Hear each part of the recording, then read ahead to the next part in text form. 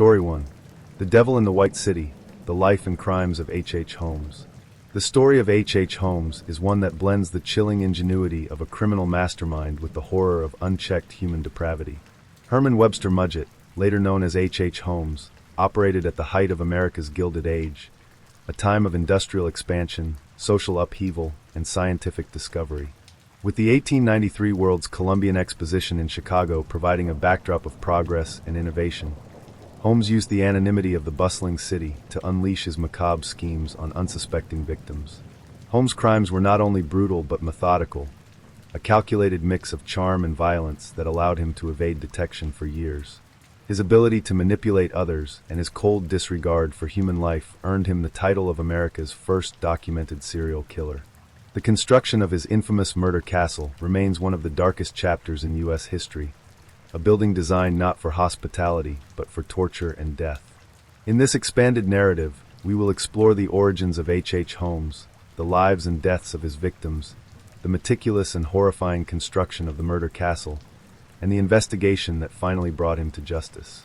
By examining autopsy reports, police records, and witness accounts, we will attempt to unravel the mind of a man who left a legacy of fear and fascination that continues to haunt us today. Herman Webster Mudgett entered the world on May 16, 1861, in the quiet town of Gilmanton, New Hampshire. Born to Levi Horton Mudgett, a farmer and sometime house painter, and Theodate Page Price, a devout Methodist, Herman was the third of 5 children. The family lived a modest life, deeply rooted in the rigid religiosity and rural traditions of the time. From an early age, Herman exhibited traits that set him apart from his peers. He was highly intelligent, excelling in school and demonstrating an aptitude for science and mechanics. However, his intelligence was paired with a disturbing lack of empathy and a fascination with death. Early signs of deviance. Accounts from neighbors and classmates suggest that young Herman showed troubling behavior as a child. He was known to be secretive and manipulative, often lying to get what he wanted.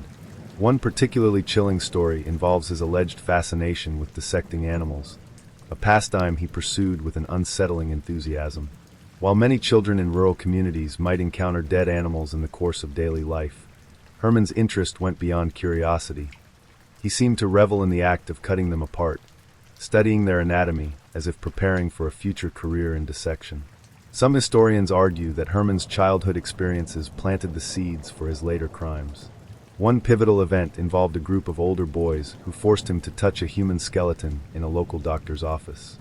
Instead of being frightened, Herman later described the experience as exhilarating, sparking a lifelong obsession with anatomy and the macabre.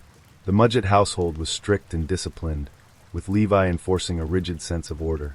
Physical punishment was not uncommon, and Herman's father was known to use isolation as a form of correction. While there is little evidence of outright abuse, the emotionally cold environment may have contributed to Herman's inability to form meaningful connections with others. Theodate, for her part, was a deeply religious woman who instilled in her children a fear of divine punishment. Herman, however, seemed immune to guilt or shame. His charm and intelligence allowed him to manipulate those around him, including his own family. In 1878, at the age of 17, Herman graduated from Phillips Exeter Academy, a prestigious boarding school, and began teaching in his hometown. Teaching provided him with a respectable facade, but his ambitions lay elsewhere. He dreamed of studying medicine, a field that would allow him to explore his fascination with anatomy while offering financial and social status. Herman enrolled at the University of Vermont in 1879, but found the program unchallenging and left after a year. In 1882, he was admitted to the University of Michigan's Department of Medicine and Surgery, one of the most respected medical schools in the country.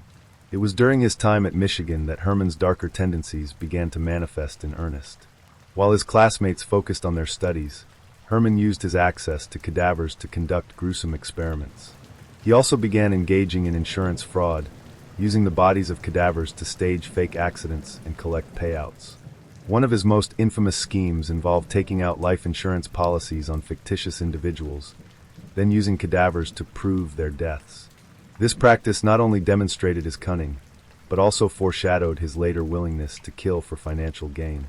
After graduating from medical school in 1884, Herman Webster Mudgett reinvented himself as Dr. Henry Howard Holmes, or H. Holmes.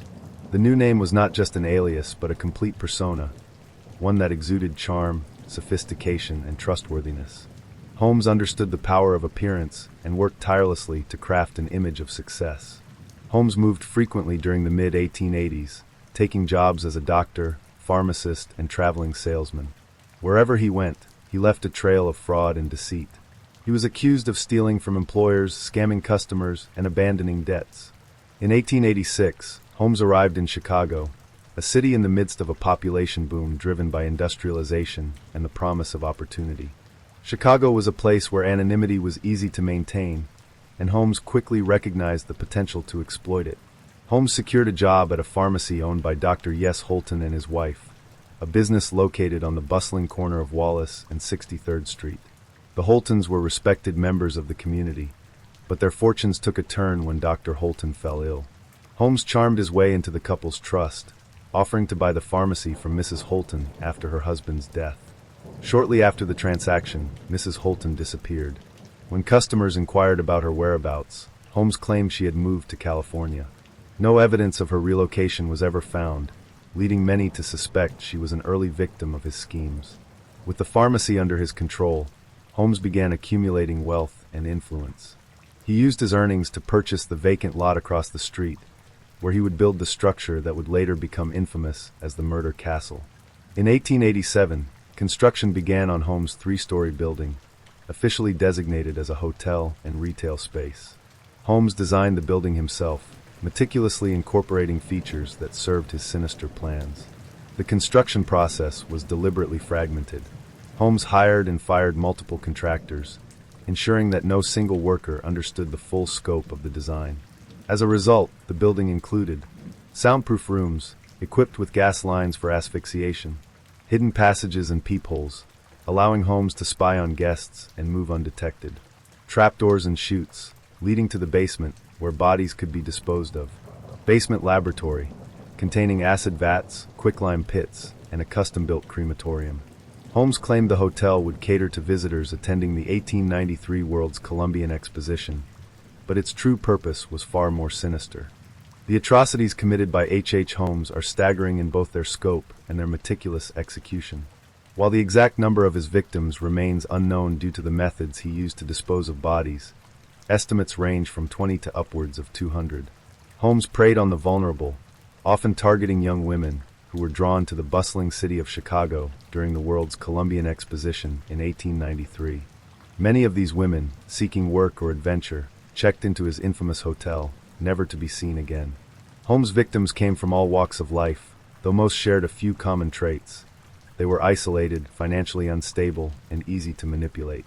His charm and intelligence allowed him to lure them into his web of deceit, where he would exploit their trust before ending their lives.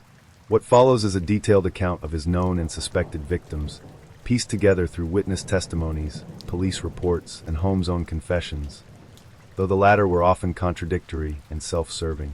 Among the first documented victims of H. Holmes were Julia Connor and her daughter, Pearl. Julia was the wife of Ned Connor, a jeweler who worked in Holmes' murder castle. The Connors had moved into the building to be closer to Ned's job, but Julia soon began an affair with Holmes, which led to the breakdown of her marriage. After Ned left Julia and Pearl behind, Holmes saw an opportunity to exploit their vulnerability. On Christmas Eve of 1891, both Julia and her daughter disappeared.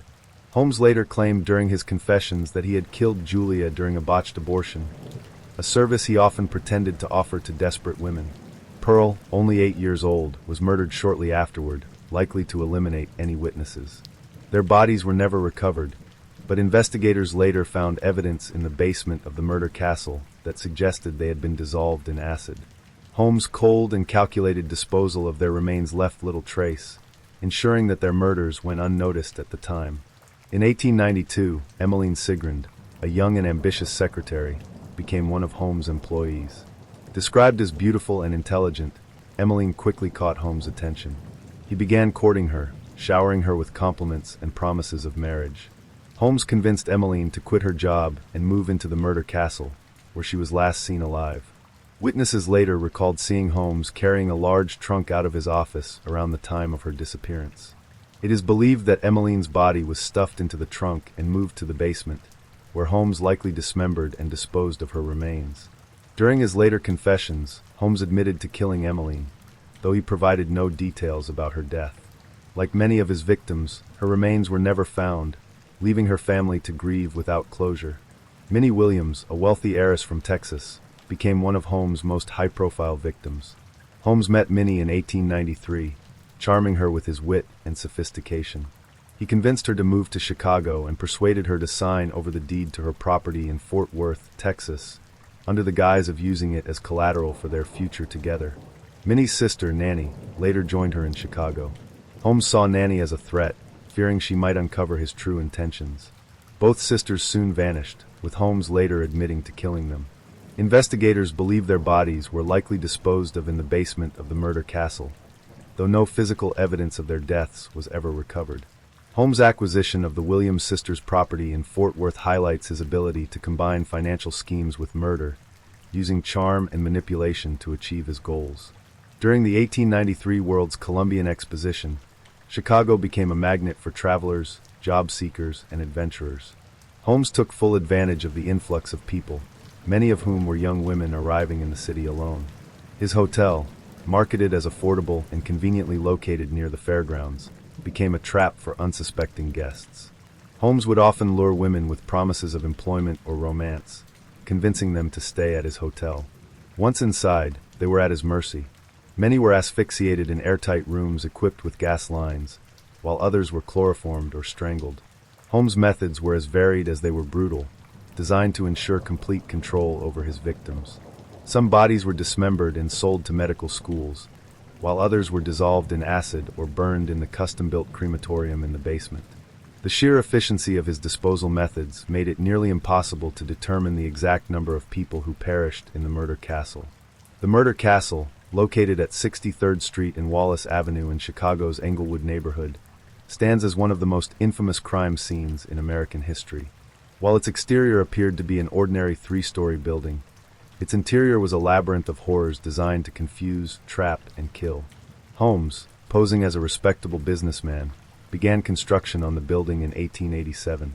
The first floor housed retail spaces, including a pharmacy and a jewelry store, while the upper floors were ostensibly intended as hotel rooms for guests visiting the World's Fair. However, the true purpose of the building was far more sinister. Holmes personally oversaw the design, incorporating features that served his murderous plans. Soundproof rooms. These spaces were fitted with gas lines, allowing Holmes to asphyxiate victims without alerting others in the building. Hidden passageways and peepholes. Holmes used these to spy on guests and move through the building undetected. Trapdoors and chutes. These led directly to the basement, where bodies could be disposed of with ease. The basement laboratory, equipped with acid vats, quicklime pits, and a crematorium, the basement served as a gruesome workshop for dismembering and disposing of bodies. The construction process. Holmes deliberately hired and fired multiple contractors during the construction process, ensuring that no one understood the full scope of the building's design. Workers were often paid in cash, leaving no paper trail, and were dismissed before they could ask too many questions. This fragmented approach allowed Holmes to maintain complete control over the project. By the time the building was completed in 1892, it was a fully functional death trap, with features that reflected Holmes' meticulous planning and lack of moral restraint. The basement of the murder castle was perhaps the most chilling part of the building. It contained acid vats and quicklime pits, used to dissolve flesh and reduce bodies to unrecognizable sludge. A stretching rack, believed to have been used for torture. A crematorium, custom-built to incinerate bodies and destroy evidence. Medical equipment, including dissection tools and surgical tables, likely used to prepare bodies for sale to medical schools. The basement was Holmes' killing ground, a place where he could carry out his crimes without fear of discovery. The precision and efficiency of his methods allowed him to continue his spree for years, claiming countless victims. By 1894, H. Holmes' life of crime was beginning to unravel. Though his murders in Chicago had gone undetected, his web of financial fraud, insurance scams, and unpaid debts was catching up to him. Holmes' greed, combined with his inability to stay in one place for too long, would ultimately lead to his downfall. His crimes began to escalate beyond Chicago as he fled the city, leaving the horrors of the murder castle behind and embarking on a spree of scams and murders across the country. After the World's Columbian Exposition ended in October 1893, the flow of tourists to Holmes' murder castle dwindled. With fewer guests staying at the hotel and creditors demanding payment for unpaid bills, Holmes decided to leave Chicago. He abandoned the murder castle, leaving behind mounting debts and unpaid contractors who were growing increasingly suspicious of his activities. Holmes relocated to Fort Worth, Texas, where he planned to use the property he had fraudulently acquired from the Williams sisters. He promised to develop the land into a new business venture, but the project never materialized. Instead, Holmes continued his pattern of deception, leaving a string of unpaid debts and suspicious associates in his wake.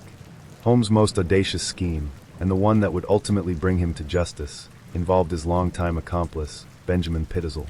Pittazel was a carpenter and conman who had worked with Holmes on several scams, including the construction of the murder castle.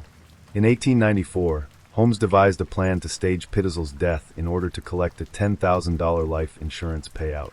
The plan was simple. Holmes and Pittazel would fake Pittazel's death, using a cadaver to pose as his body. Holmes would then collect the insurance money and split it with Pittazel's family. However, Holmes had no intention of sharing the payout. Instead, he murdered Pittazel by knocking him unconscious with chloroform and setting his body on fire to make it appear as though he had died in an explosion. Holmes collected the insurance money, but his greed didn't stop there. He manipulated Pittazel's widow, Carrie, into allowing him to take custody of 3 of her children, Alice, Nellie, and Howard, under the pretense of reuniting them with their father. Holmes then embarked on a cross-country journey with the children, moving from city to city to avoid detection. Holmes' treatment of the Pittazel children is among the most chilling aspects of his crimes. While traveling with Alice, Nellie, and Howard, Holmes kept them separated from their mother, feeding Carrie a series of lies about their whereabouts. He ultimately murdered all 3 children in cold blood. Howard Pittazel. Holmes killed Howard in Indianapolis, reportedly by poisoning him. He then dismembered the boy's body and burned the remains in a stove. When investigators later searched the property where Holmes had stayed, they found bone fragments and teeth in the stove, confirming Howard's gruesome fate. Alice and Nellie Pittazel. Holmes murdered Alice and Nellie in Toronto, Canada.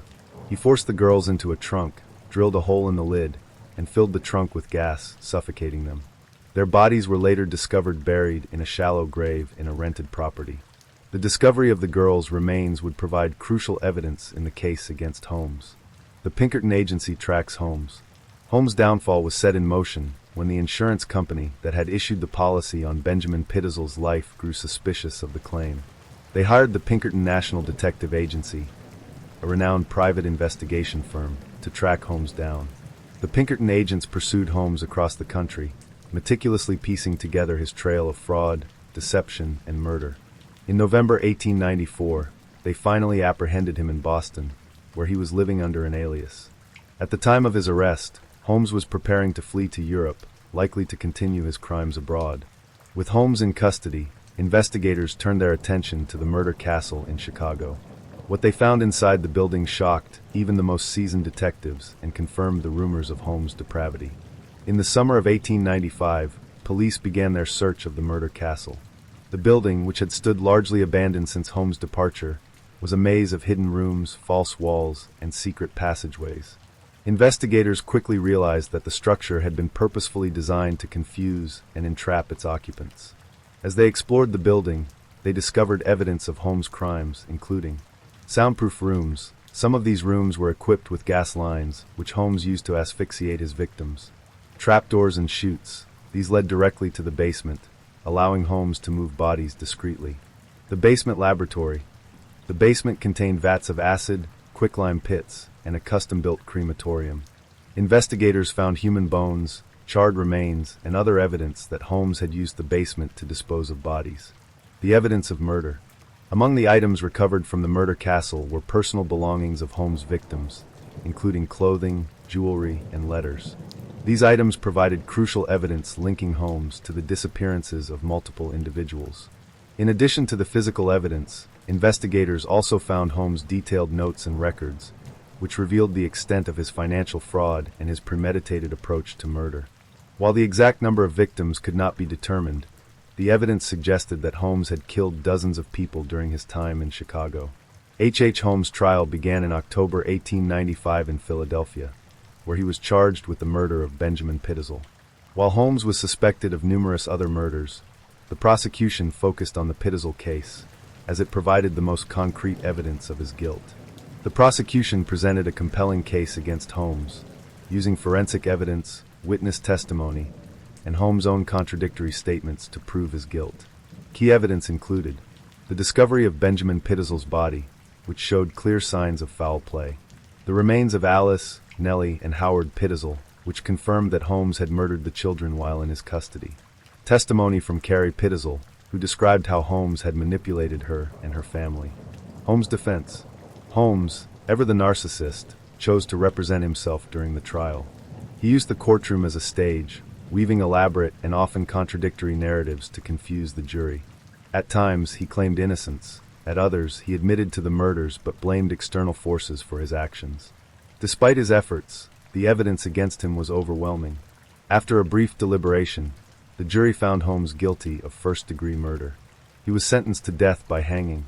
On May 7, 1896, H. Holmes was executed at Moyamensing Prison in Philadelphia. He remained calm and composed until the end, reportedly expressing no remorse for his crimes. In his final statement, Holmes claimed that he was possessed by the devil, a chilling assertion that only added to his infamy. The hanging itself was gruesome. Due to a miscalculation, Holmes' neck did not break upon the drop, and he was left to slowly asphyxiate over the course of several minutes. Witnesses described the scene as fitting for a man who had inflicted so much suffering on others. Story 2. The Final Days of Elisa Lam. On February 19, 2013, the body of 21-year-old Elisa Lam was discovered in the water tank on the roof of the Cecil Hotel in downtown Los Angeles. For 19 days, Elisa had been missing, her disappearance a chilling enigma that captivated the public and left law enforcement searching for answers. The discovery of her body only deepened the mystery. How did Elisa, a young college student with dreams of exploring the world, end up in such a strange and inaccessible location?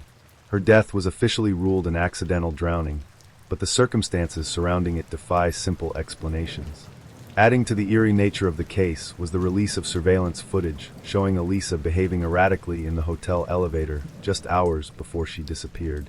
This video, which would later go viral, has been analyzed and speculated upon by armchair detectives, true crime enthusiasts, and paranormal investigators alike.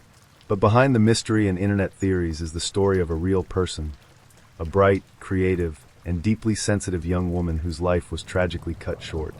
This is the story of Elisa Lam, her struggles, her dreams, and the haunting questions that remain unanswered. Who is Elisa Lam? Elisa Lam was born on April 30th, 1991, in Vancouver, British Columbia, to immigrant parents from Hong Kong. She was the eldest of 2 daughters and grew up helping her parents run their family-owned restaurant. By all accounts, Elisa was a bright and curious child with a love for reading, writing, and self-expression. Elisa's friends and family described her as warm, witty, and full of potential, but she also struggled with mental health issues. In her late teens, Elisa was diagnosed with bipolar disorder and depression, conditions that deeply affected her life and relationships. She was open about her struggles, often writing candidly on her Tumblr blog, Nouvelle Nouveau, where she shared her thoughts, fears, and aspirations. Her posts reflected a young woman searching for meaning and connection in a world that often felt overwhelming. In January 2013, Elisa decided to take a solo trip to California. She wanted to see the world, to experience life outside of her comfort zone. It was supposed to be an adventure, a chance to escape the monotony of her routine and explore new possibilities. She carefully planned her itinerary, visiting San Diego before arriving in Los Angeles on January 26th, where she checked into the Cecil Hotel. The Cecil Hotel, a dark history. The Cecil Hotel, located in downtown Los Angeles, is infamous for its checkered history.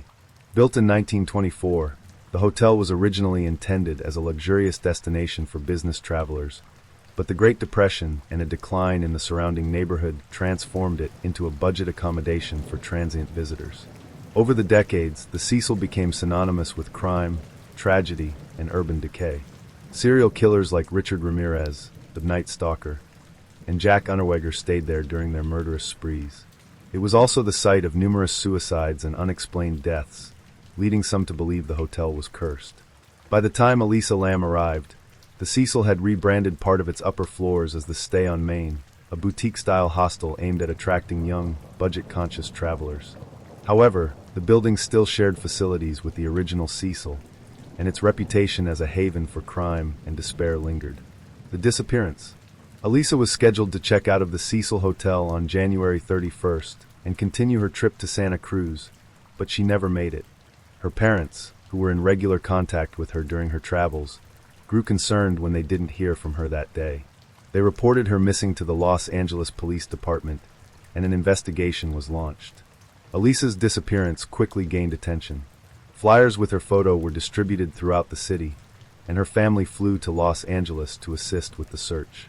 The police reviewed surveillance footage from the hotel, interviewed staff and guests, and searched the premises, but there was no sign of Elisa. The elevator footage.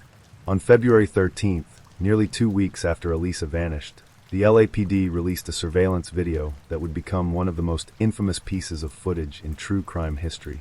The video, taken from the hotel elevator on the night of January 31st, showed Elisa behaving in a way that was both erratic and deeply unsettling. In the footage, Elisa enters the elevator and presses multiple buttons.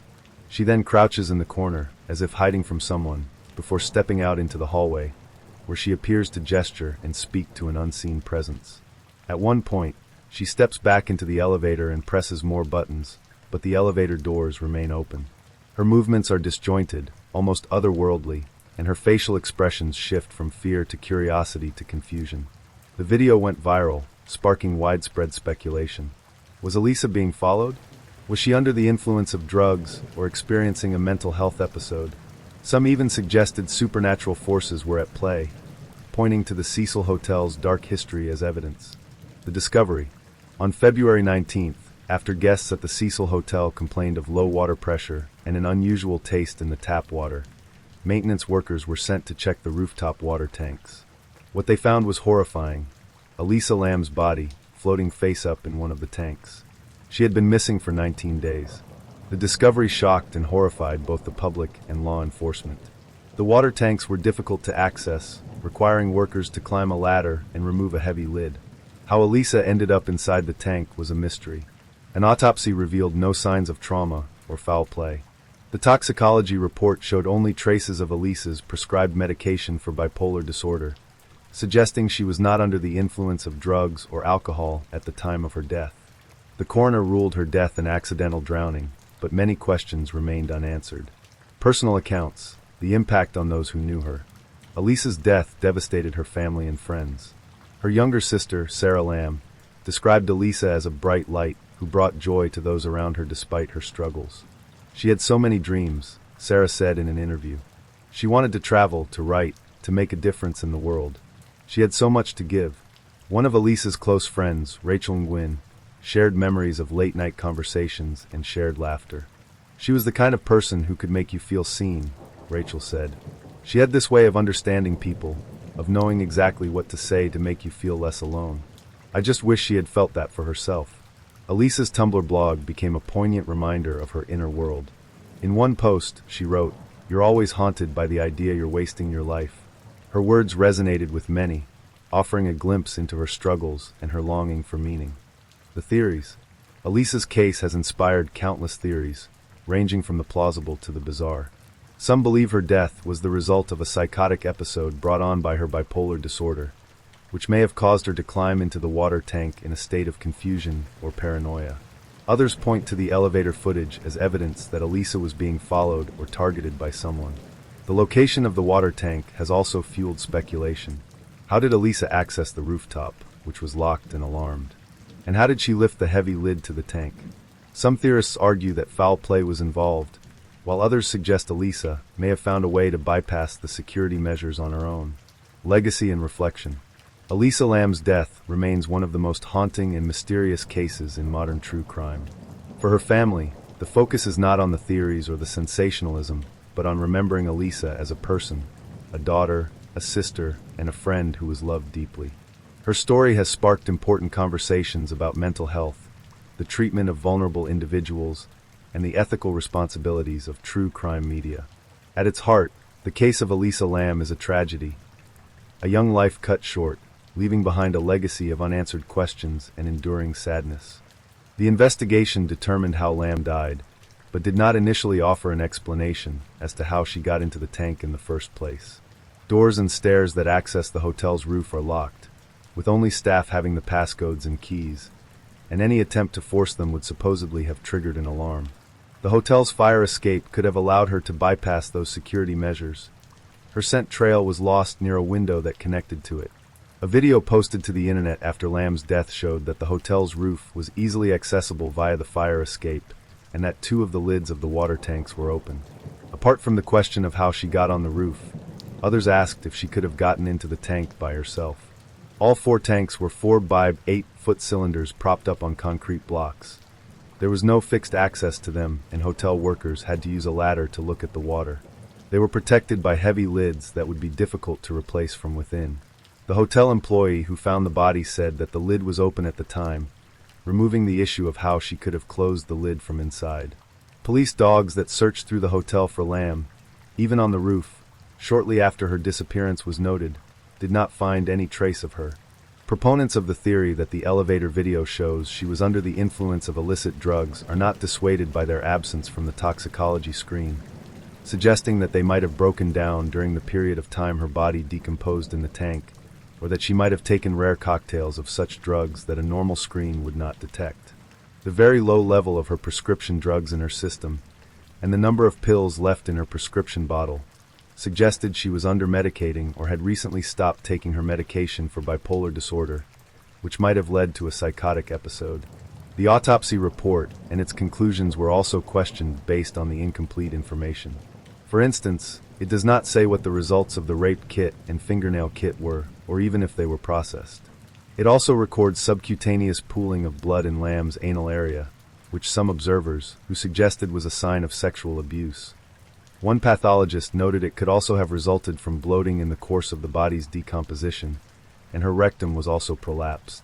The coroner's pathologists were ambivalent about their conclusion that Lamb's death was accidental. After her death, her Tumblr blog was updated, presumably through Tumblr's queue option that allows posts to automatically publish themselves when the user is away. Her phone was not found either with her body or in her hotel room.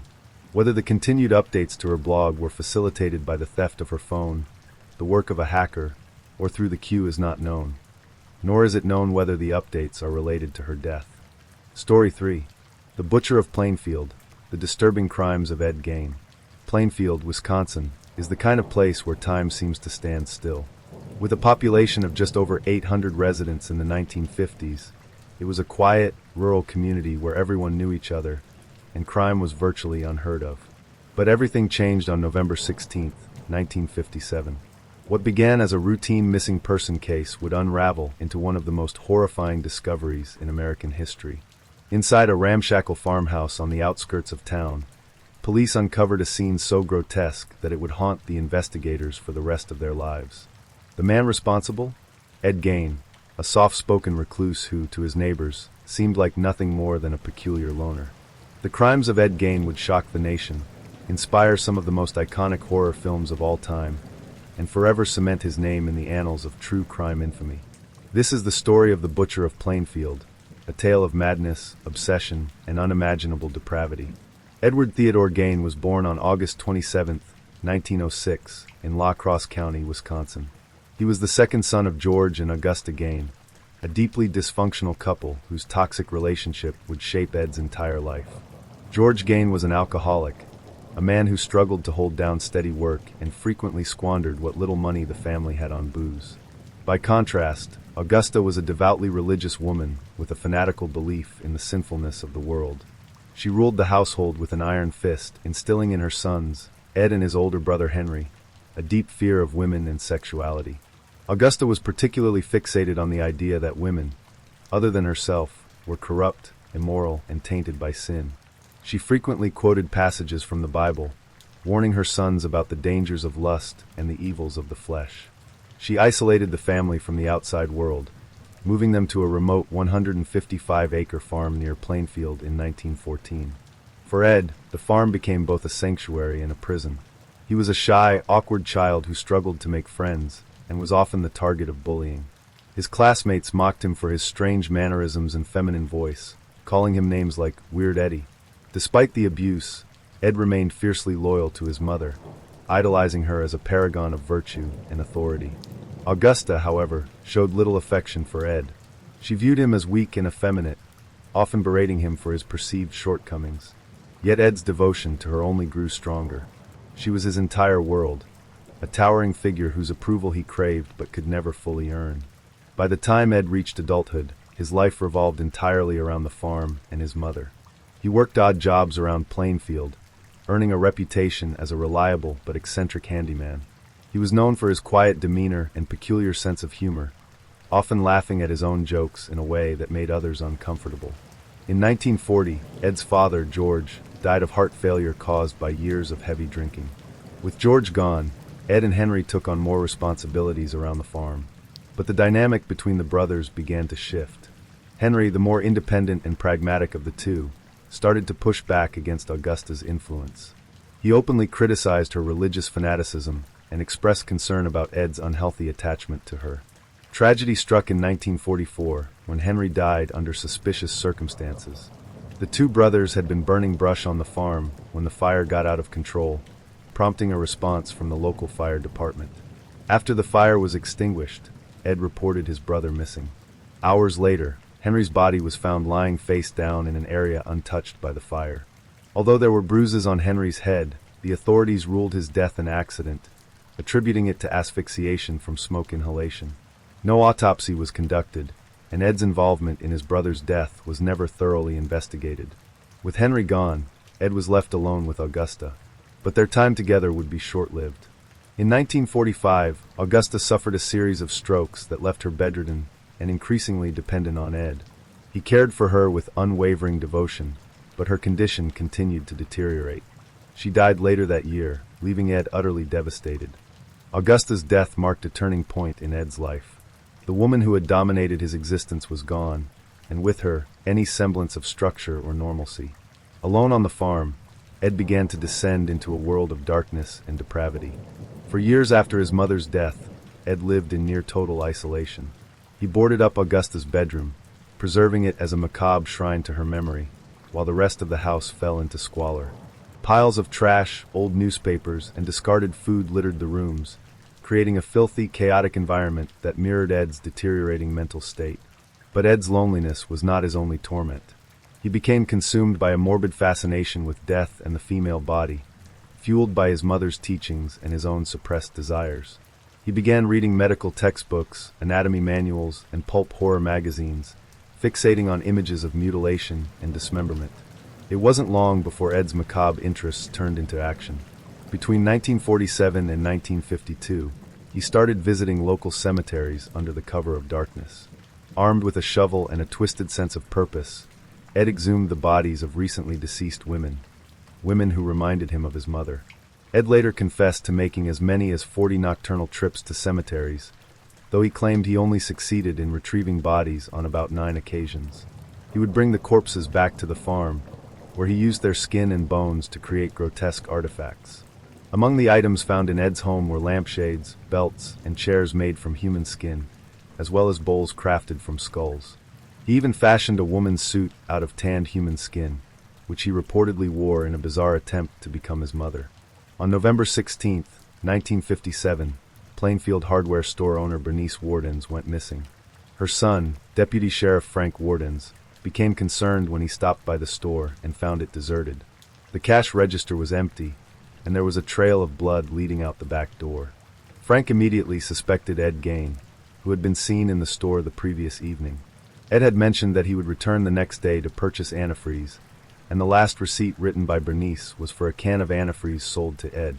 That same evening, police arrived at the Gain farm with a search warrant. What they found inside would shock the world. The Gain farmhouse was a nightmare brought to life. Investigators were greeted by the stench of decay, and the sight of human remains scattered throughout the property. In the kitchen, they discovered the decapitated body of Bernice Wardens, hanging upside down from the ceiling. She had been gutted like a deer, with her internal organs placed in a bucket nearby. Her head was found in a burlap sack, and her heart was in a plastic bag on the stove. But Bernice Wardens was not Ed's only victim. As police continued to search the property, they uncovered a collection of human remains that defied comprehension. There were masks made from human faces, a corset made from a woman's torso, and a belt adorned with nipples. The horror extended beyond the physical evidence. Investigators were haunted by the realization that Ed had been living among these gruesome artifacts for years, treating them as if they were ordinary household items. Ed Gain was arrested that same night and brought in for questioning. Initially, he denied any involvement in Bernice Worden's death, but under pressure from authorities, he eventually confessed. Ed admitted to killing Bernice and another local woman, Mary Hogan, who had gone missing in 1954. He also detailed his grave-robbing activities, describing how he exhumed bodies to satisfy his twisted desires. Despite his confessions, Ed seemed detached from the gravity of his actions. He spoke about his crimes with a disturbing level of calmness, as if he were recounting mundane tasks rather than acts of unspeakable horror. Ed Gain was charged with first-degree murder for the death of Bernice Wardens. However, he was found unfit to stand trial and was committed to a mental institution. In 1968, after years of treatment, Ed was deemed competent to stand trial. He was found guilty but legally insane and was sentenced to life in a psychiatric facility. Legacy and reflection. The crimes of Ed Gain have left an indelible mark on popular culture, inspiring iconic horror films like Psycho, The Texas Chainsaw Massacre, and The Silence of the Lambs. But beyond the fictionalized portrayals lies the true story of a man whose life was shaped by isolation, mental illness, and a deeply disturbed upbringing. For the residents of Plainfield, the legacy of Ed Gain is one of horror and heartbreak, a reminder that even the quietest towns can harbor the darkest secrets. Story 4. The BTK Killer and His Twisted Reign of Terror.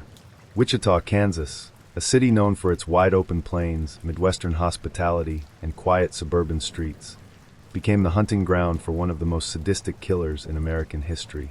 For over 3 decades, Dennis Rader, later known as the BTK Killer, terrorized the community, leaving a trail of unspeakable horror in his wake.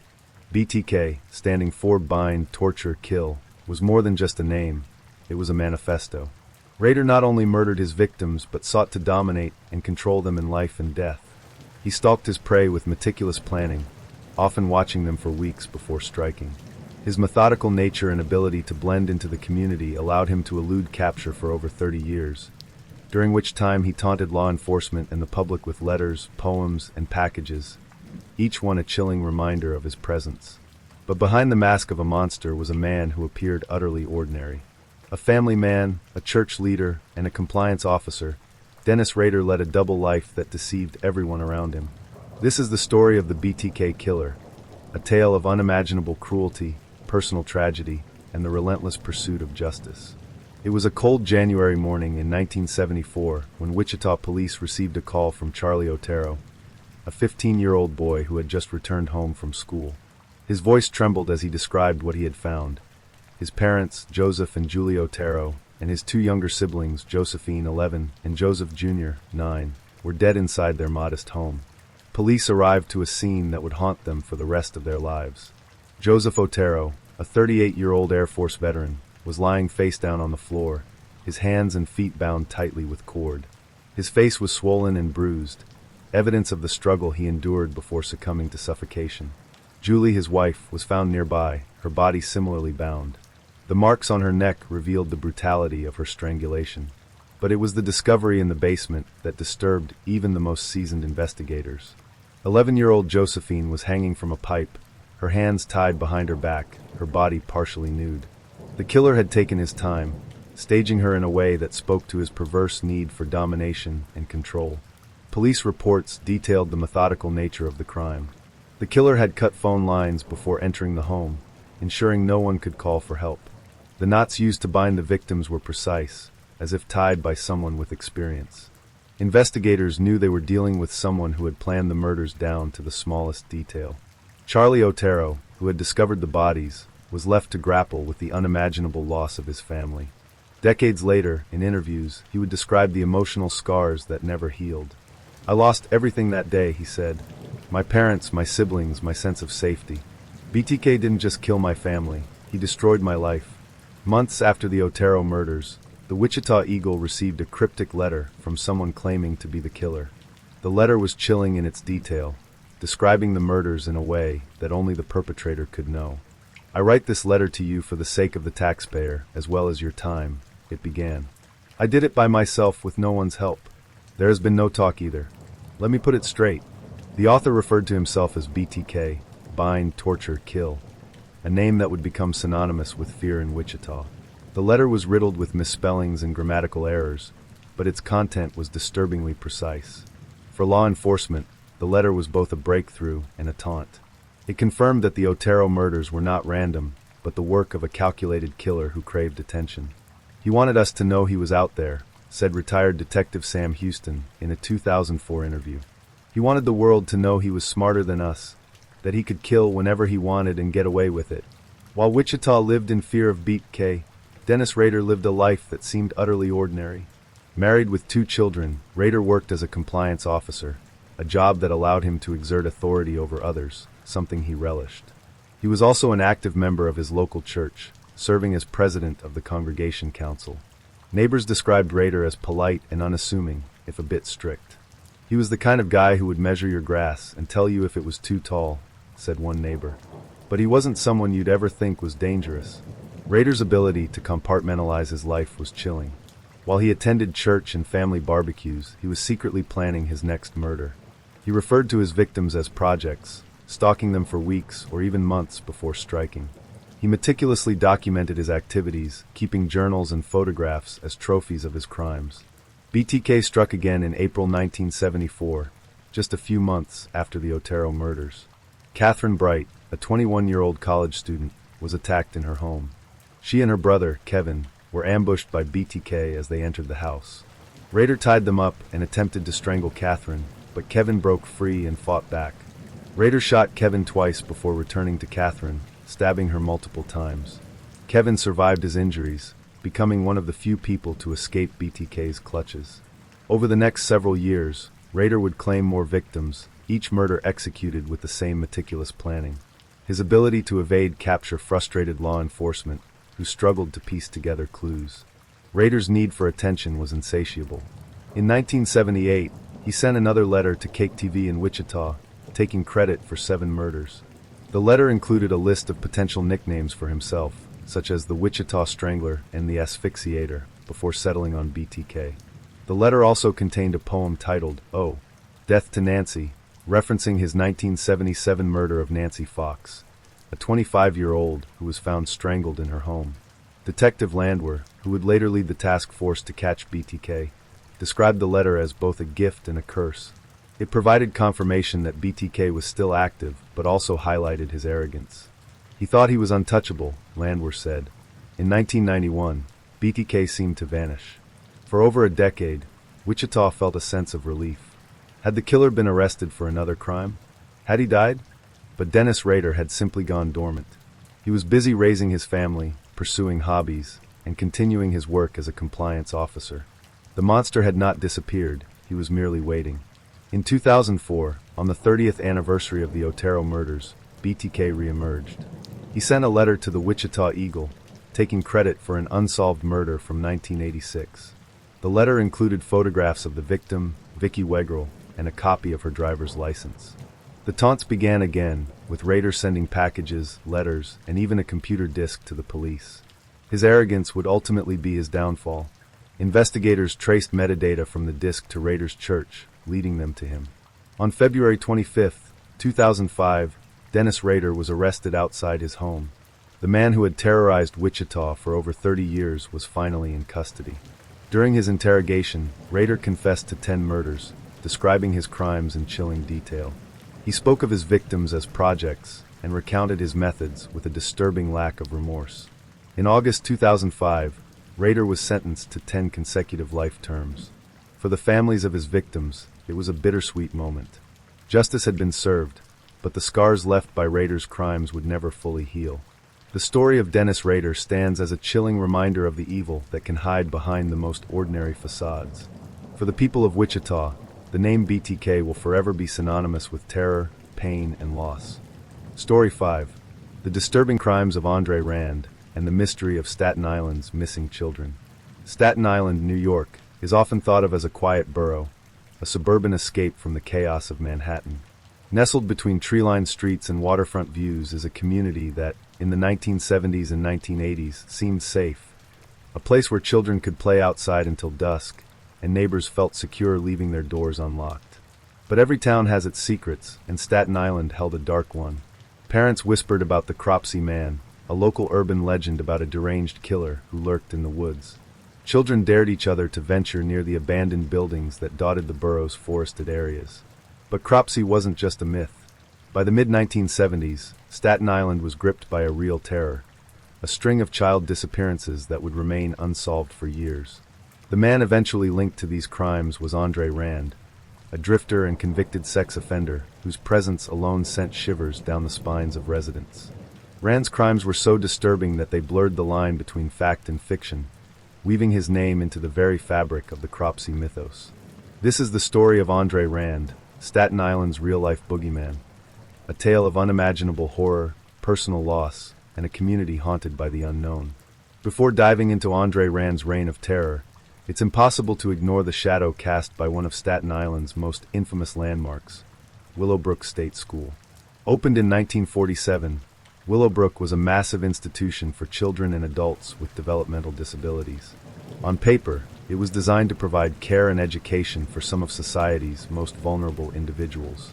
In reality, it was a house of horrors. In the early 1970s, investigative journalist Geraldo Rivera exposed the appalling conditions at Willowbrook in a now infamous documentary. The footage showed overcrowded rooms, patients wandering in filth, and staff overwhelmed or indifferent to the suffering around them. Many of the residents were neglected, malnourished, and abused. Willowbrook's closure in 1987 was a result of public outrage, but by then, it had already left its mark on Staten Island. The sprawling campus, with its decaying buildings and overgrown grounds, became a magnet for urban explorers, thrill-seekers, and, as some would later theorize, predators like Andre Rand. Rand worked briefly as a janitor at Willowbrook in the 1960s. Though his time there predated its closure, many believe his connection to the institution played a role in the horrors that would come later. The nightmare began on July 10, 1972, when 5-year-old Alice Pereira vanished without a trace. Alice was last seen playing in her Staten Island apartment complex while her brother briefly went inside to grab something. When he returned, Alice was gone. The search for Alice was extensive. Police combed the area, neighbors formed search parties, and her photograph was plastered across the borough. But days turned into weeks, and there was no sign of the little girl. Alice's disappearance left the community shaken. Parents began keeping a closer eye on their children, but most people still believed her case was an isolated tragedy. No one could have predicted that this was only the beginning.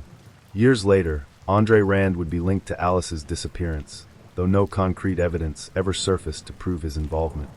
By the late 1970s, Andre Rand had become a familiar and unsettling figure on Staten Island. A drifter with a history of mental illness and a criminal record for the attempted sexual assault of a 9-year-old girl, Rand often camped out in the woods or squatted in abandoned buildings. Residents reported seeing him pushing a shopping cart filled with random junk or riding a dilapidated bicycle around the borough. His wild, unkempt appearance and erratic behavior made him the subject of rumors and suspicion. For children, Rand became the embodiment of the Cropsey legend. They whispered about the crazy man in the woods who would snatch kids and drag them into the tunnels beneath the old Willowbrook campus.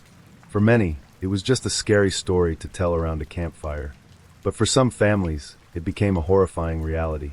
On July 15, 1981, 7-year-old Holly Ann Hughes left her home to buy a bar of soap at a local store.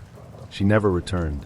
Witnesses reported seeing Holly with a strange man who fit Andre Rand's description, but by the time police arrived, she was gone. Holly's mother, Patricia, was frantic. "I knew something was wrong the moment she didn't come back," Patricia later said in an interview. "She was always so good about coming straight home." Despite extensive searches, Holly was never found. Decades later, witnesses would testify that they saw Rand with Holly on the day she disappeared, but without physical evidence, the case went cold. Over the next several years, more children went missing under eerily similar circumstances. In 1983, 11-year-old Tyahese Jackson disappeared while walking home from her neighborhood. Her body was never found. In 1984, 22-year-old Hank Gafforio, who had an intellectual disability, vanished after being seen with Rand late at night. Each case deepened the community's fear. Parents no longer let their children play outside unsupervised, and rumors about Andre Rand's involvement spread like wildfire. The case that would ultimately lead to Rand's arrest was the disappearance of 12-year-old Jennifer Schweiger, a girl with Down syndrome who vanished on July 9, 1987. Jennifer was last seen walking near her home, and witnesses reported seeing her with a man who matched Rand's description. The search for Jennifer was one of the largest in Staten Island's history. Hundreds of volunteers scoured the borough, focusing on the woods near the abandoned Willowbrook campus. After weeks of searching, a volunteer made a shocking discovery: a shallow grave containing Jennifer's partially buried body. The location was near a campsite that Rand had been using. Andre Rand was arrested shortly after Jennifer's body was discovered. During his interrogation, he denied any involvement in her death or the other disappearances. But the circumstantial evidence against him was compelling. At Rand's trial, witnesses testified about seeing him with Jennifer on the day she disappeared. Prosecutors argued that his history of predatory behavior made him the prime suspect. Rand was convicted of first-degree kidnapping in Jennifer's case and sentenced to 25 years to life. In 2004, he was convicted of kidnapping Holly and Hughes and received an additional 25-year sentence. To this day, Andre Rand maintains his innocence, and the full extent of his crimes remains unknown. Some believe he was responsible for all of Staten Island's missing children, while others think he was merely a scapegoat for a community desperate for answers. For the families of the victims, the pain never goes away. "I still think about her every day," said Patricia Hughes, Holly's mother. "I just want to know what happened to my little girl." The legend of Cropsey continues to haunt Staten Island, blurring the line between urban myth and true horror. But for those who lived through Andre Rand's reign of terror, the fear was all too real. Story 6. The Angel of Death, The Crimes of Dr. Harold Shipman. When we think of doctors, we imagine individuals dedicated to saving lives, to healing the sick, and to providing comfort in our most vulnerable moments. They are the guardians of health, bound by an oath to do no harm. But what happens when that trust is betrayed? What happens when the very person sworn to preserve life becomes its destroyer?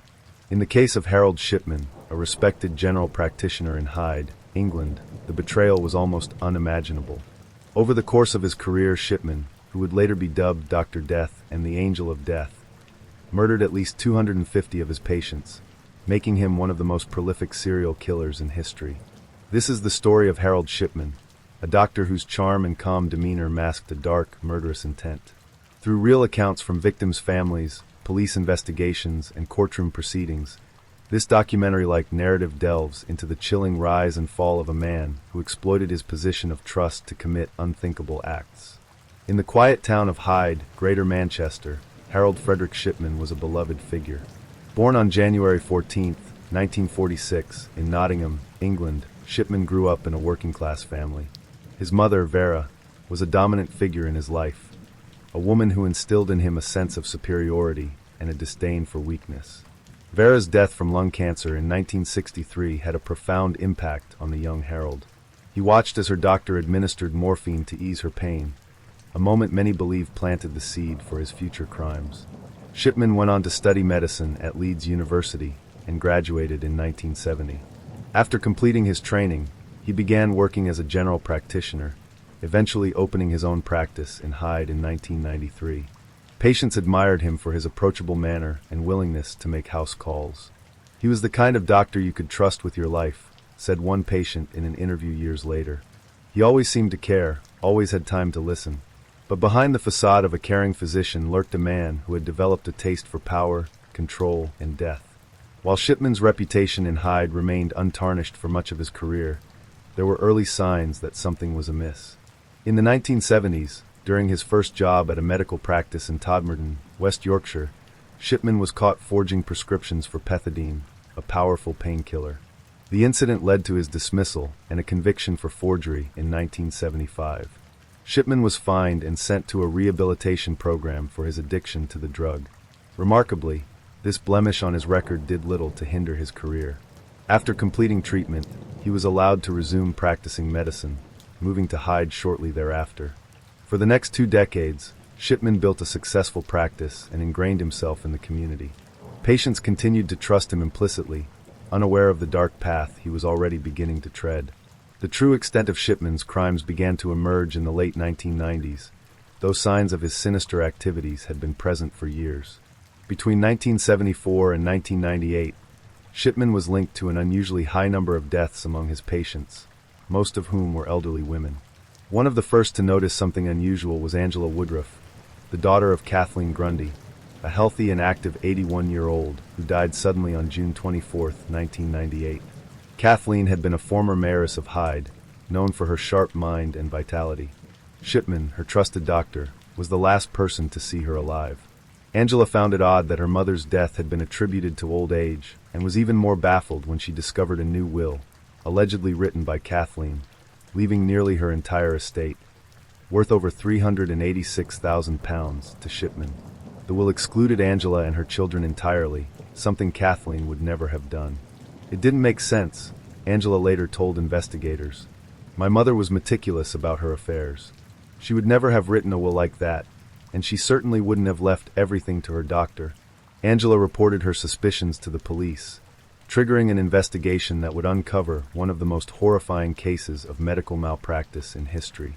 Detective Superintendent Bernard Posselt of the Greater Manchester Police led the investigation into Shipman. Initially, the case focused solely on Kathleen Grundy's suspicious death and the forged will. But as investigators began digging deeper, they noticed a chilling pattern. Shipman's patient records revealed an unusually high mortality rate among his patients, many of whom had died suddenly and unexpectedly. Most of the deaths occurred at home or in Shipman's office, and in many cases, Shipman had signed the death certificates himself, attributing the deaths to natural causes. Exhumations of several victims' bodies, including Kathleen Grundy's, revealed traces of morphine or diamorphine, a drug commonly used for pain management in terminally ill patients but rarely administered to otherwise healthy individuals. Police also uncovered forged medical records, where Shipman had retrospectively altered patient files to make it appear as though they were in poor health before their deaths. The scope of the investigation quickly expanded. By the end of 1998, police had identified 15 suspicious deaths linked to Shipman, though they suspected the actual number was much higher.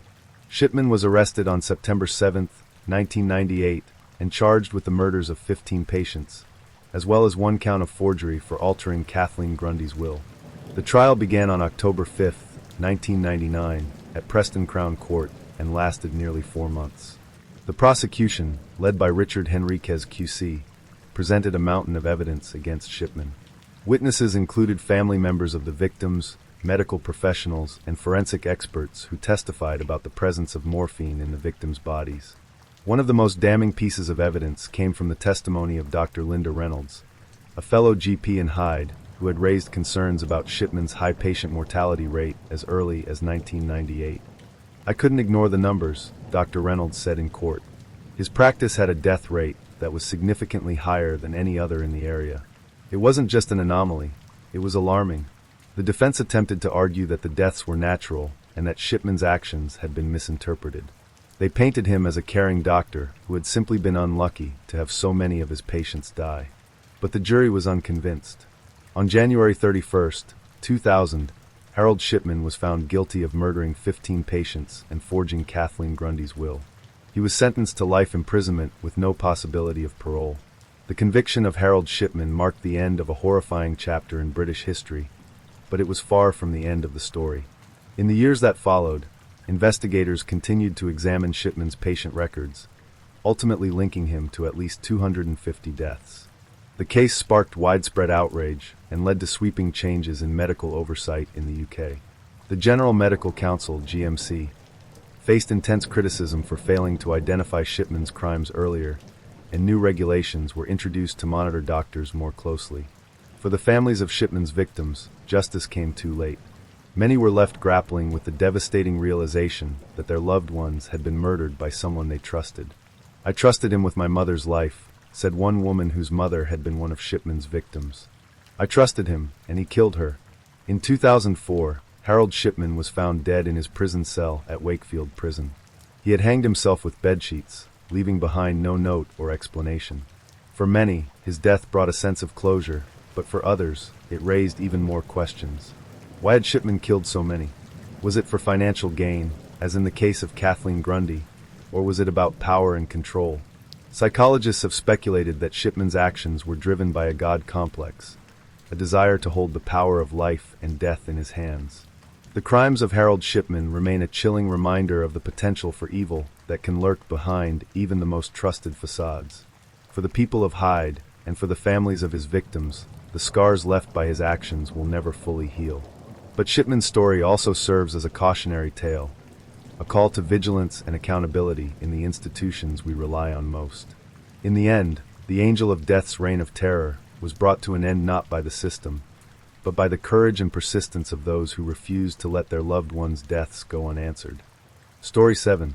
The Butcher of Rostov, The Crimes of Andrei Chikatilo. The Soviet Union in the 1980s was a land of contrasts. Beneath the iron grip of communist rule, cities and towns buzzed with life, yet fear and paranoia lingered like an unspoken shadow. It was a society where crimes were often suppressed or brushed under the rug, where the state sought to project an image of order and control. But behind the facade of stability, a monster prowled the streets of Rostov-on-Don, stalking the vulnerable and preying on the innocent. Andrei Chikatilo, later dubbed the Butcher of Rostov or the Red Ripper, would become one of the most prolific and horrifying serial killers in modern history. Over the course of more than a decade, he lured, tortured, and brutally murdered at least 52 victims, leaving a trail of devastation that stretched across multiple regions of the Soviet Union. His crimes were not just acts of murder. They were grotesque displays of sadism, sexual violence, and a complete lack of humanity. What makes Chikatilo's story all the more chilling is the fact that he operated under the radar for so long, evading capture due to bureaucratic inefficiencies, investigative missteps, and a system ill-equipped to deal with the concept of a serial killer. Through detailed accounts of his crimes, the police investigation, and the courtroom drama that followed, this narrative will take you deep into the darkness of Andrei Chikatilo's world, a place where trust was betrayed, innocence destroyed, and horror became a way of life. Andrei Romanovich Chikatilo was born on October 16, 1936, in the small Ukrainian village of Yablokn, during one of the darkest periods in Soviet history. The country was in the grip of Stalin's forced collectivization policies, resulting in widespread famine and suffering. Chikatilo's early life was marked by deprivation, humiliation, and trauma, factors that would later shape the monster he would become. His family lived in abject poverty, often going days without food. According to Chikatilo, his mother would tell him stories of his older brother, Stepan, who had allegedly been kidnapped and cannibalized during the famine, a gruesome tale that haunted his childhood. Whether this story was true or a figment of his mother's imagination is unclear, but it planted in young Andrei a macabre fascination with death and human flesh. Chikatilo was a shy, awkward child, often bullied for his weak stature and timid demeanor. He wet the bed into his teenage years, an act that earned him frequent beatings from his mother. His sexual development was equally fraught. He struggled with impotence and feelings of inadequacy, which led to a deep resentment of women. During World War II, Chikatilo's village was occupied by German forces, and his family's suffering only intensified. He witnessed acts of violence and cruelty that left an indelible mark on his psyche. By the time the war ended, Chikatilo was a withdrawn and deeply troubled young man, harboring a growing sense of anger and alienation. Despite his troubled upbringing, Chikatilo managed to pursue higher education, eventually earning a degree in Russian literature. He married and had 2 children, presenting himself as a devoted husband and father. But beneath the surface, his darker impulses were beginning to emerge. In 1971, Chikatilo began working as a teacher in a small town near Rostov. It was here that the first signs of his predatory nature became apparent. Students complained of inappropriate behavior, including groping and exposing himself. Though these incidents were reported, they were often dismissed or ignored, a pattern that would repeat throughout his career. Chikatilo's first known murder occurred in 1978. He lured a 9-year-old girl, Yelena Zakitnova, to an abandoned shed with the promise of candy. Once inside, he attacked her with a knife, stabbing her multiple times before drowning her in a nearby river. The brutality of the crime shocked investigators, but a local man with a criminal record was wrongfully convicted and executed for the murder. This miscarriage of justice allowed Chikatilo to continue his killing spree unchecked. Between 1981 and 1990, Chikatilo unleashed a reign of terror across the Rostov region and beyond. His victims were typically young women, children, and runaways, those who were vulnerable and unlikely to be missed. He would approach them at bus stations, train platforms, or isolated paths, offering food, money, or companionship before leading them to secluded areas. The crimes were marked by extreme violence and depravity. Chikatilo would often stab or slash his victims repeatedly, sometimes over 50 times, as though in a frenzied state. Many of the bodies showed signs of mutilation, eyes gouged out, genitals bitten or removed, and internal organs exposed. Investigators later theorized that Chikatilo derived sexual pleasure from the act of killing itself, as he was unable to achieve arousal through conventional means. "I felt like a god," Chikatilo would later confess. "I could decide who lived and who died. It was the only time I felt truly alive." The discovery of the mutilated bodies sent shockwaves through the Soviet Union. Parents kept their children indoors, and rumors of a maniac spread like wildfire. Yet, despite the mounting evidence, Chikatilo continued to evade capture. The investigation into the murders was plagued by bureaucratic inefficiencies and a lack of experience in dealing with serial killers. The concept of such a predator was virtually unheard of in the Soviet Union, where the state insisted that such crimes were a symptom of capitalist decadence, not something that could happen in a socialist society. Detectives formed the Forest Belt Task Force to investigate the killings, but their efforts were hampered by a lack of resources and training. Early profiles of the killer suggested a young, mentally unstable loner, completely missing the mark on Chikatilo, who was a middle-aged family man with a steady job. One of the most tragic aspects of the investigation was the wrongful arrest and execution of several innocent men. A mentally disabled man, Alexander Kravchenko, was tortured into confessing to one of the murders and later executed, even though evidence pointed to another suspect. Meanwhile, Chikatilo remained free, adapting his methods to avoid detection. He began traveling to different regions to find his victims, making it harder for investigators to connect the cases. The capture came in 1990, thanks to the persistence of Detective Viktor Burakov, who had spent years tracking the killer. By this point, forensic evidence and witness accounts had narrowed the search to a middle-aged man who frequented train stations and bus stops.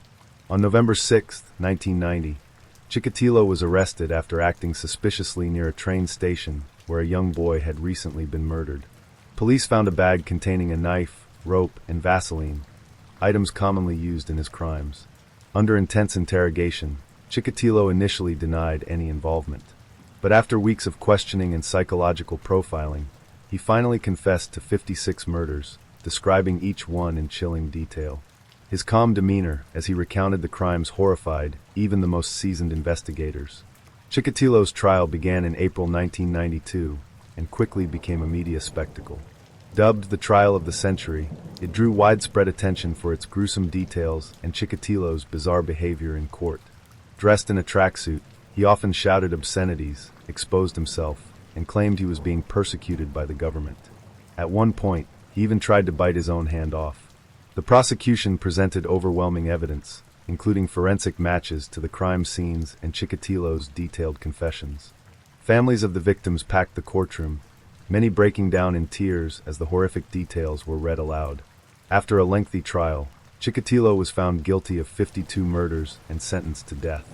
In February 1994, he was executed by a single gunshot to the back of the head. The crimes of Andrei Chikatilo left an indelible scar on the people of Russia and the world at large.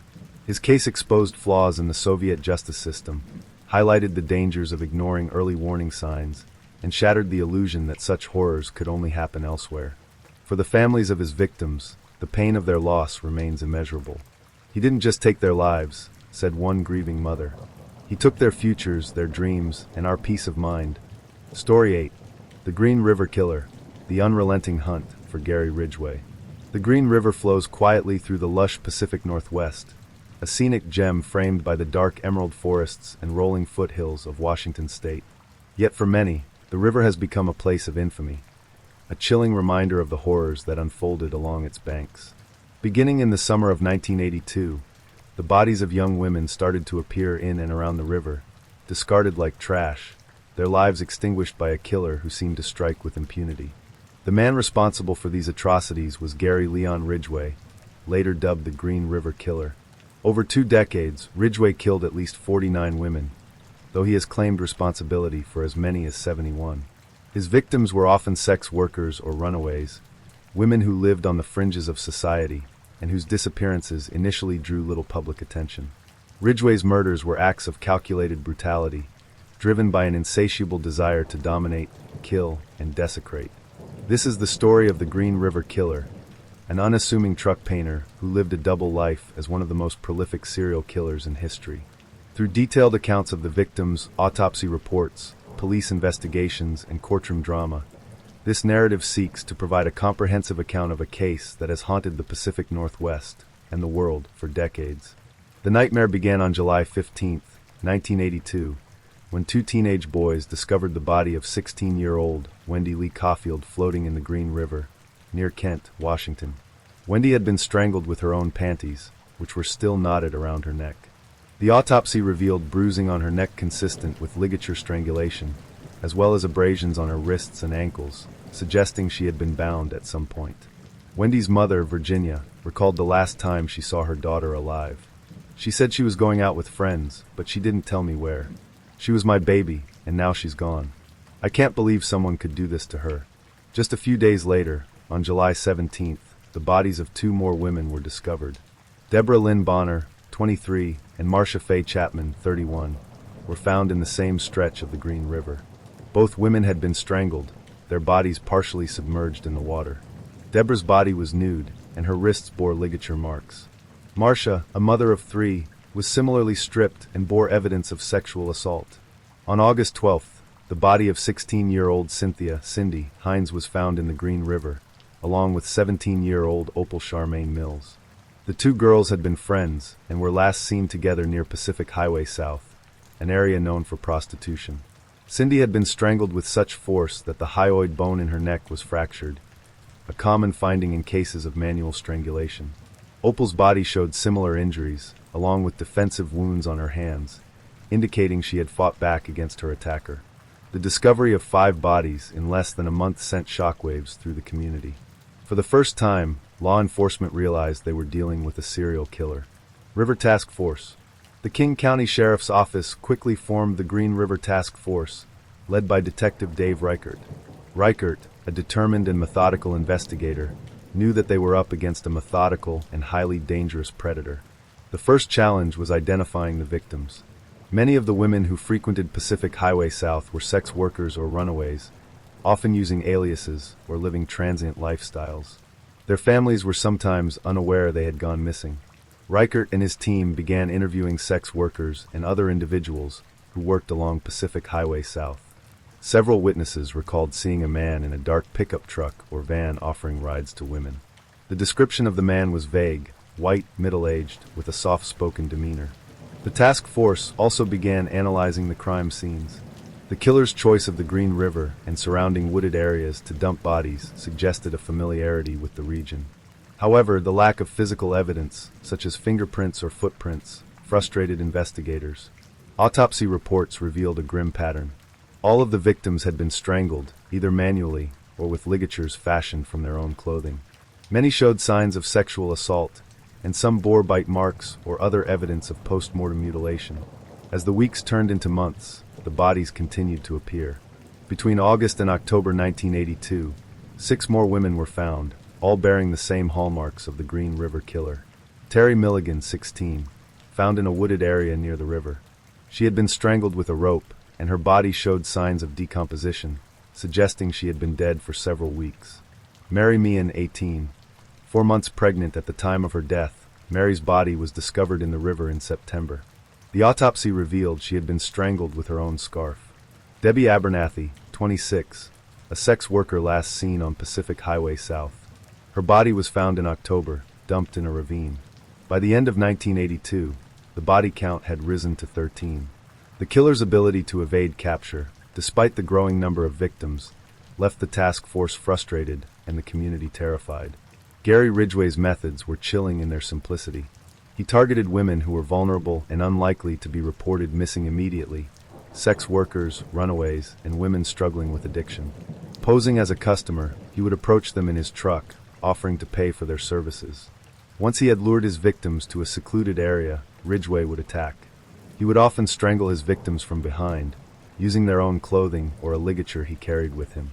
Forensic evidence from several victims indicated that Ridgway would sometimes tie a knot in the ligature to ensure it tightened as the victim struggled.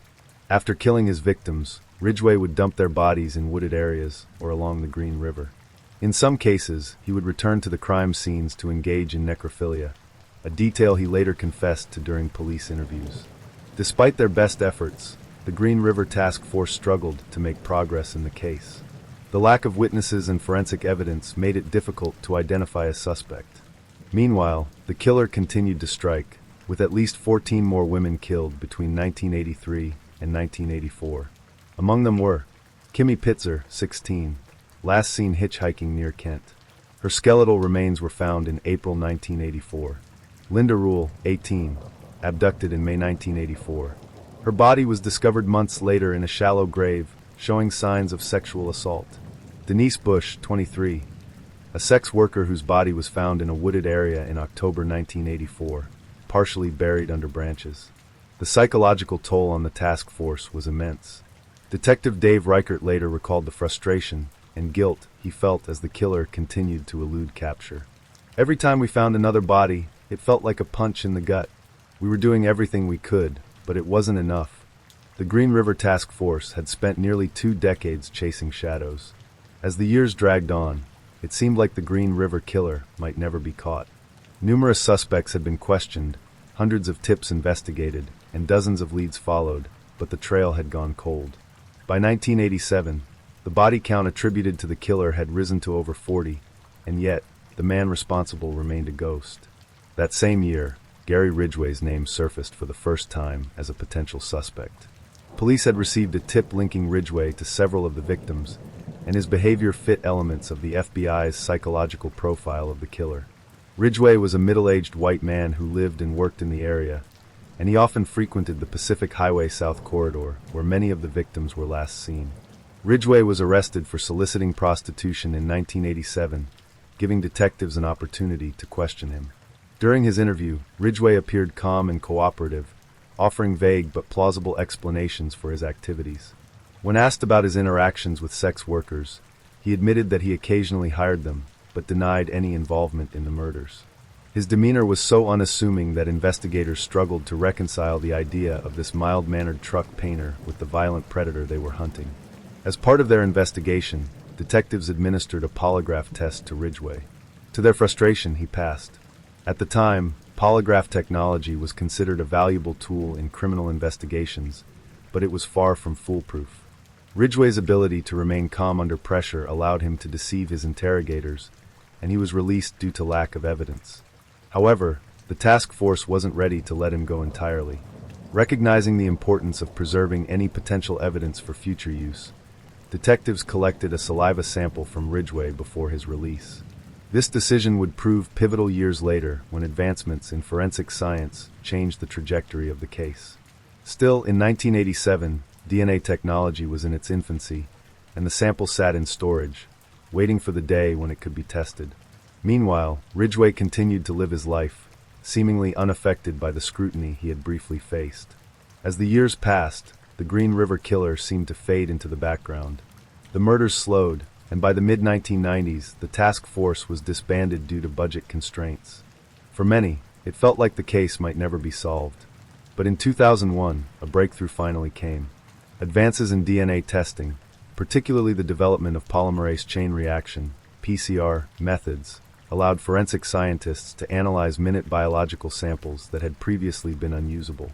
The saliva sample taken from Ridgway in 1987 was re-examined, and it was matched to semen found on several of the Green River killer's victims, including Marcia Chapman, Opal Mills, and Carol Christensen. The match was definitive. After nearly 2 decades of fear, frustration, and unanswered questions, the Green River killer had been unmasked. On November 30, 2001, Gary Leon Ridgway was arrested outside the Kenworth truck factory, where he had worked for 30 years. For Detective Dave Reichert, who had spent much of his career chasing the killer, the arrest was a bittersweet moment. "We had him," Reichert later said, "but it took so long, and there were so many lives lost. I just kept thinking about the victims and their families. This was for them." Gary Ridgway initially denied any involvement in the murders. During his first interviews with police, he insisted that he was innocent and claimed he had been unfairly targeted due to his previous arrest for soliciting prostitution. But as detectives presented him with the DNA evidence, Ridgway's defenses began to crumble. Faced with the overwhelming proof of his guilt, Ridgway eventually broke down and confessed. Over the course of several days of interrogation, he admitted to killing 49 women. His confession was chilling in its detail and delivered with a disturbing lack of emotion. "I picked them because they were easy," Ridgway told investigators. "They trusted me. They were out there on the streets looking for money or help, and they thought I could give it to them.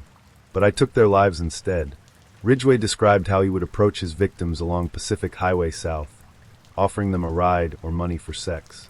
Once he had lured them into his truck, he would drive to a secluded area and attack. In most cases, he would strangle his victims, either with his hands or with a ligature made from their own clothing. "I liked strangling because I could see it in their eyes," Ridgway said. "I could see them die. It gave me a sense of power." Ridgway also admitted to returning to some of his crime scenes to engage in necrophilia with the bodies of his victims. This detail horrified investigators, who struggled to comprehend the depravity of his actions. During his confession, Ridgway claimed that he had killed 71 women, though he could not remember all of their names. He provided detailed descriptions of the murders and led investigators to several undiscovered bodies, further corroborating his claims. For detectives, Ridgway's confession was both a triumph and a tragedy. While it provided answers to long-standing mysteries, it also underscored the sheer scale of his crimes and the devastating impact they had on countless lives. Gary Ridgway's trial began in 2003 and quickly became one of the most significant criminal cases in Washington state history. In exchange for avoiding the death penalty, Ridgway agreed to plead guilty to 48 counts of aggravated first-degree murder. The plea deal was controversial, with some arguing that Ridgway deserved to face execution for his crimes. However, prosecutors believed the deal was necessary to secure his cooperation in locating additional victims and providing closure for their families. The courtroom was packed with reporters, legal experts, and the families of the victims. As Ridgway entered his guilty pleas, the atmosphere was heavy with grief and rage. For many, it was the first time they had come face to face with the man who had stolen their loved ones. One by one, family members of the victims addressed Ridgway directly during the sentencing phase. Their statements were raw and emotional, filled with anger, sadness, and a desperate need for answers. "You took my daughter," one mother said, her voice trembling with emotion. "You took her life, her future, and her dreams. And you took part of my soul. I will never forgive you for what you've done." Another family member, the brother of one of the victims, expressed his rage. "You're a coward," he said. "You preyed on women who couldn't fight back. You're not a man, you're a monster." But not all of the statements were filled with anger. One father, whose daughter had been murdered by Ridgway, stunned the courtroom by offering him forgiveness. "I hate what you've done," the man said, "but I don't hate you. I pity you. You'll answer to God for what you've done." Ridgway showed little emotion during the proceedings, remaining stoic as the families poured out their pain. When given the opportunity to speak, he offered a brief and hollow apology. "I'm sorry for what I've done," he said. "I hope someday the families can forgive me." On December 18, 2003, Gary Ridgway was sentenced to 48 consecutive life terms without the possibility of parole. He was also ordered to pay restitution to the victims' families, though the amount was largely symbolic. Ridgway was sent to the Washington State Penitentiary in Walla Walla, where he remains to this day. For the families of his victims, the sentencing provided a measure of justice, but the pain of their loss continues to linger. "Nothing will ever bring her back," one mother said, "but at least he's where he belongs. He'll never hurt anyone else." Story 9. The Killer Clown, The Horrific Crimes of John Wayne Gacy. Suburban Chicago in the 1970s was a typical slice of American life. Tree-lined streets, tidy homes, and a strong sense of community. It was a place where neighbors exchanged pleasantries over white picket fences, where children rode their bikes freely, and where families gathered for backyard barbecues. But in Norwood Park Township, one man would shatter the illusion of safety and decency forever. John Wayne Gacy was the epitome of the American dream, or so it seemed. A successful businessman, active in local politics, and a jovial figure who dressed as a clown for children's parties, Gacy was a beloved and respected member of his community. Beneath this facade, however, lurked a predator whose crimes would shock the world. By the time of his arrest in December 1978, Gacy had murdered at least 33 young men and boys, most of whom he lured to his home with promises of work, friendship, or shelter. His methodical and sadistic killings, coupled with the discovery of countless bodies buried beneath his house, would earn him the nickname the Killer Clown.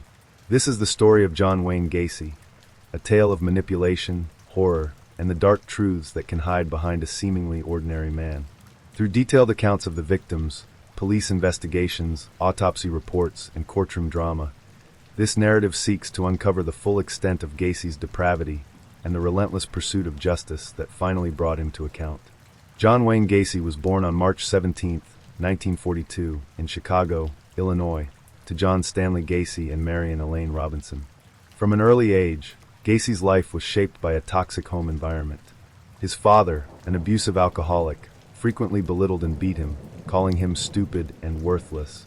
Despite these hardships, Gacy maintained a close relationship with his mother and sisters, who offered him some respite from his father's cruelty. Gacy's childhood was also marked by health issues. He suffered from a congenital heart condition that limited his physical activities, often making him the target of bullying at school. These early experiences of rejection and humiliation would later feed into his need for control and dominance over others.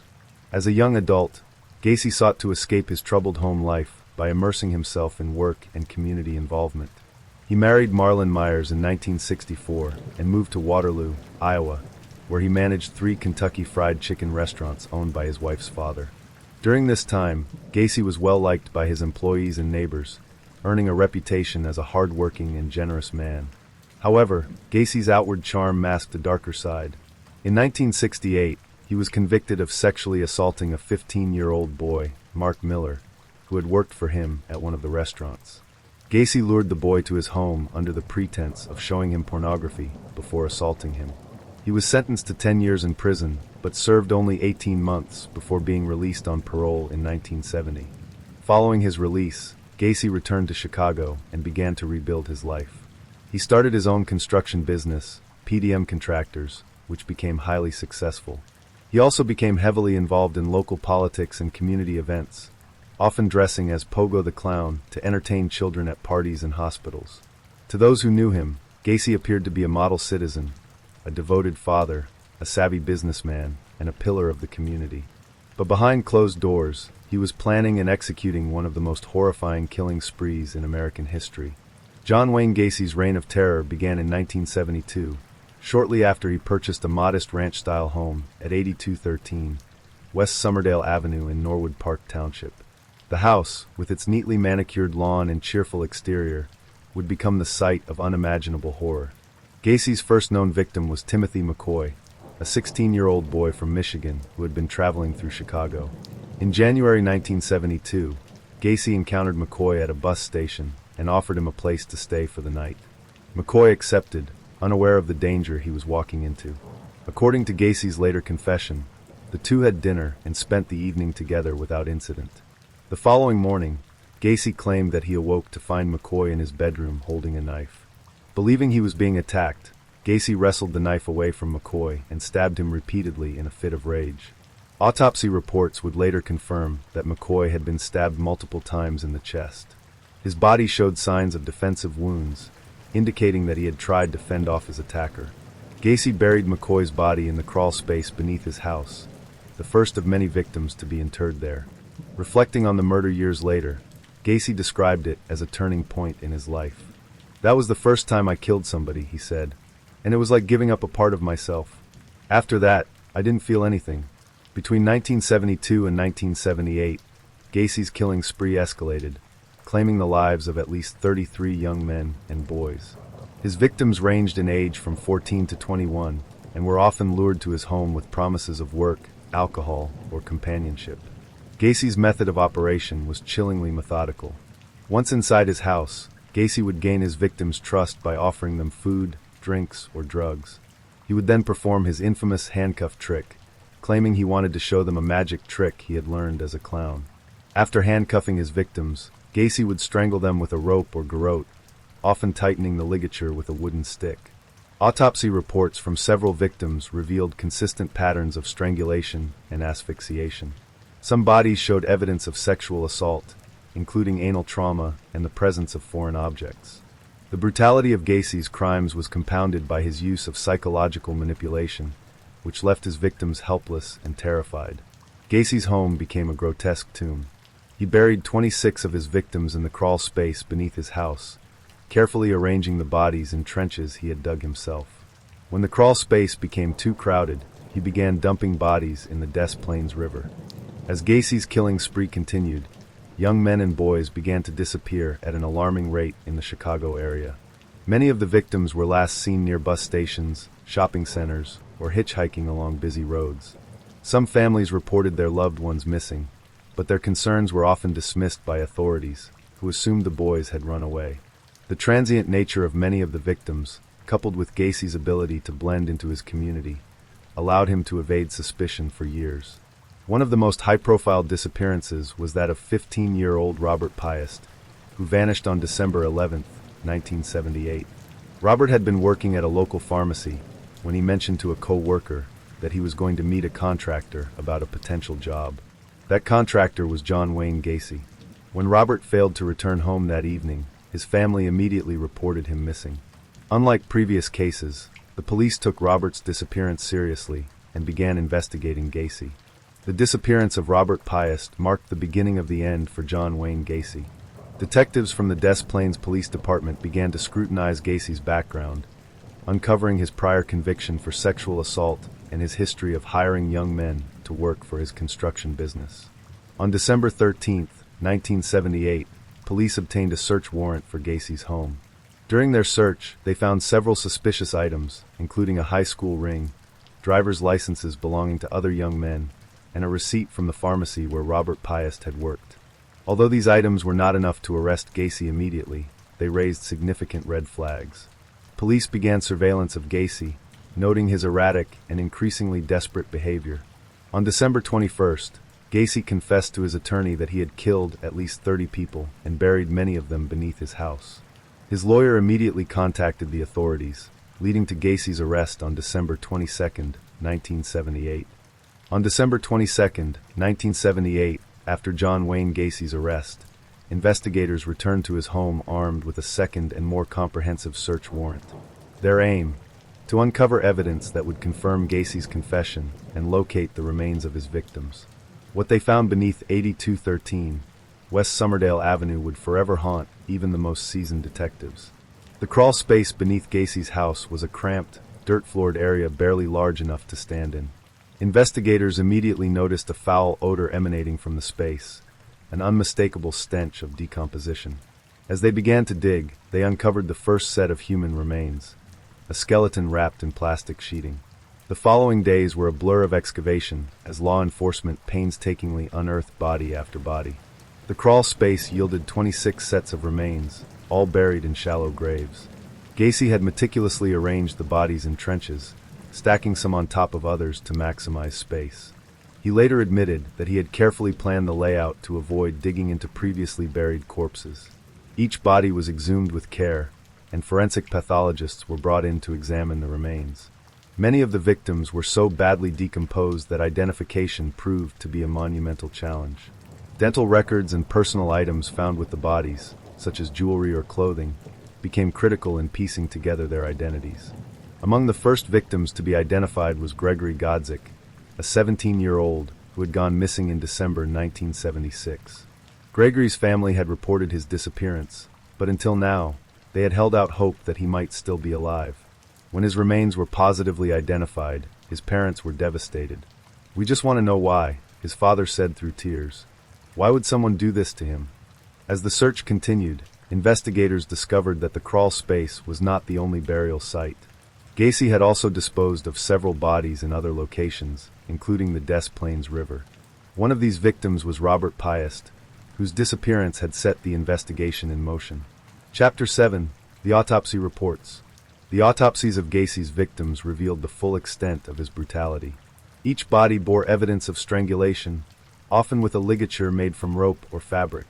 In many cases, the ligature had been tightened with a wooden rod or stick, creating a makeshift tourniquet that ensured the victim's death. Dr. Robert Stein, the Cook County medical examiner, led the team of forensic pathologists tasked with conducting the autopsies. Stein later described the process as one of the most harrowing experiences of his career. These were boys, he said, young men with their whole lives ahead of them, and they were treated like garbage. Many of the victims showed signs of sexual assault, including anal trauma and the presence of foreign objects. One particularly disturbing detail was the presence of cloth or other materials stuffed into the victims' mouths, a method Gacy used to silence them during their final moments. The victims' hands were often bound with rope or handcuffs, and some showed evidence of defensive wounds, indicating that they had struggled against their attacker. Despite these efforts, none had been able to escape Gacy's grip. The pathologists worked tirelessly to identify the victims, but the advanced state of decomposition in many cases made this a daunting task. Dental records and skeletal analysis became crucial tools in the identification process. For some families, this meant finally learning the fate of their missing loved ones. For others, the lack of identification left them in a state of agonizing uncertainty. One of the most heart-wrenching cases was that of John Scyc, a 19-year-old who had disappeared in January 1977. His parents had spent nearly 2 years searching for him, posting flyers and contacting anyone who might have seen him. When his remains were identified among those found in Gacy's crawl space, their worst fears were confirmed. Chapter 8: The Killer's Confession. Following his arrest, John Wayne Gacy began to cooperate with police, providing a detailed and chilling confession about his crimes. Over the course of several days, he recounted how he had lured his victims to his home, gained their trust, and ultimately murdered them. "I had a system," Gacy told investigators. "I'd tell them I had a job for them, or I'd offer them a drink. Once they were inside, I'd show them the handcuff trick. They never saw it coming." Gacy described his method of killing in cold, methodical detail. After restraining his victims with handcuffs, he would strangle them, often using a rope or a length of fabric. He admitted that he derived sexual pleasure from the act of killing, a revelation that horrified even the most seasoned detectives. "Once I started, I couldn't stop," Gacy said. "It became a compulsion. I felt like I was in control, like I was invincible." Gacy also admitted to burying most of his victims in the crawl space beneath his home. When the space became too crowded, he began dumping bodies in the Des Plaines River. He expressed no remorse for his actions, describing his victims as worthless and expendable. During his confession, Gacy provided investigators with the names of several victims, many of whom had been reported missing over the years. However, he was unable, or unwilling, to remember the names of others, referring to them only as the boy from the bus stop or the kid from the diner. For law enforcement, Gacy's confession was both a breakthrough and a nightmare. While it provided critical information about the scope of his crimes, it also revealed the depth of his depravity and the sheer number of lives he had destroyed. Chapter 9: The Courtroom Drama. John Wayne Gacy's trial began on February 6, 1980, in Cook County, Illinois. The case drew national and international attention, with reporters and spectators packing the courtroom to witness the proceedings. Gacy's defense team attempted to argue that he was insane at the time of the murders, claiming that he suffered from multiple personality disorder and could not be held accountable for his actions. They presented testimony from psychiatrists who described Gacy as a deeply disturbed individual, driven by uncontrollable impulses. Story 10: The Tragedy of Mary Bell, a Child Killer's Dark Legacy. In the annals of British criminal history, few cases are as perplexing and horrifying as that of Mary Bell. The story of an 11-year-old girl who committed 2 murders is one that defies easy explanation, leaving questions about the nature of childhood, innocence, and what drives someone so young to such acts of violence. In 1968, in the working-class neighborhood of Scotswood, Newcastle upon Tyne, Mary Bell shocked the nation when she took the lives of 2 young boys, Martin Brown, aged 4, and Brian Howe, aged 3. These were not impulsive or accidental killings, but deliberate acts of cruelty, carried out with chilling calmness by a child who, by all appearances, should have been playing games in the streets with her peers. Mary's story is one of tragic complexity. She was not only a killer, but also a victim of unimaginable abuse and neglect. Her actions were shaped by her environment, her upbringing, and a psyche that was warped by years of trauma. Yet the pain she inflicted on others, and the grief suffered by the families of her victims, cannot be diminished. This narrative delves into the shocking details of Mary Bell's crimes, exploring the lives of her victims, the investigation that led to her arrest, and the trial that gripped the nation. It also examines the psychological and societal factors that contributed to one of the most disturbing cases of child criminality in history. Mary Flora Bell was born on May 26, 1957, in Scotswood, Newcastle upon Tyne, a neighborhood characterized by poverty, unemployment, and a sense of despair that hung over its terraced houses and narrow streets.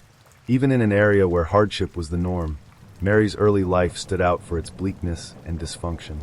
Her mother, Betty Bell, was just 17 when she gave birth to Mary. Betty worked as a prostitute and was often absent from home, leaving Mary in the care of her father, Billy Bell, a petty criminal who was also frequently away.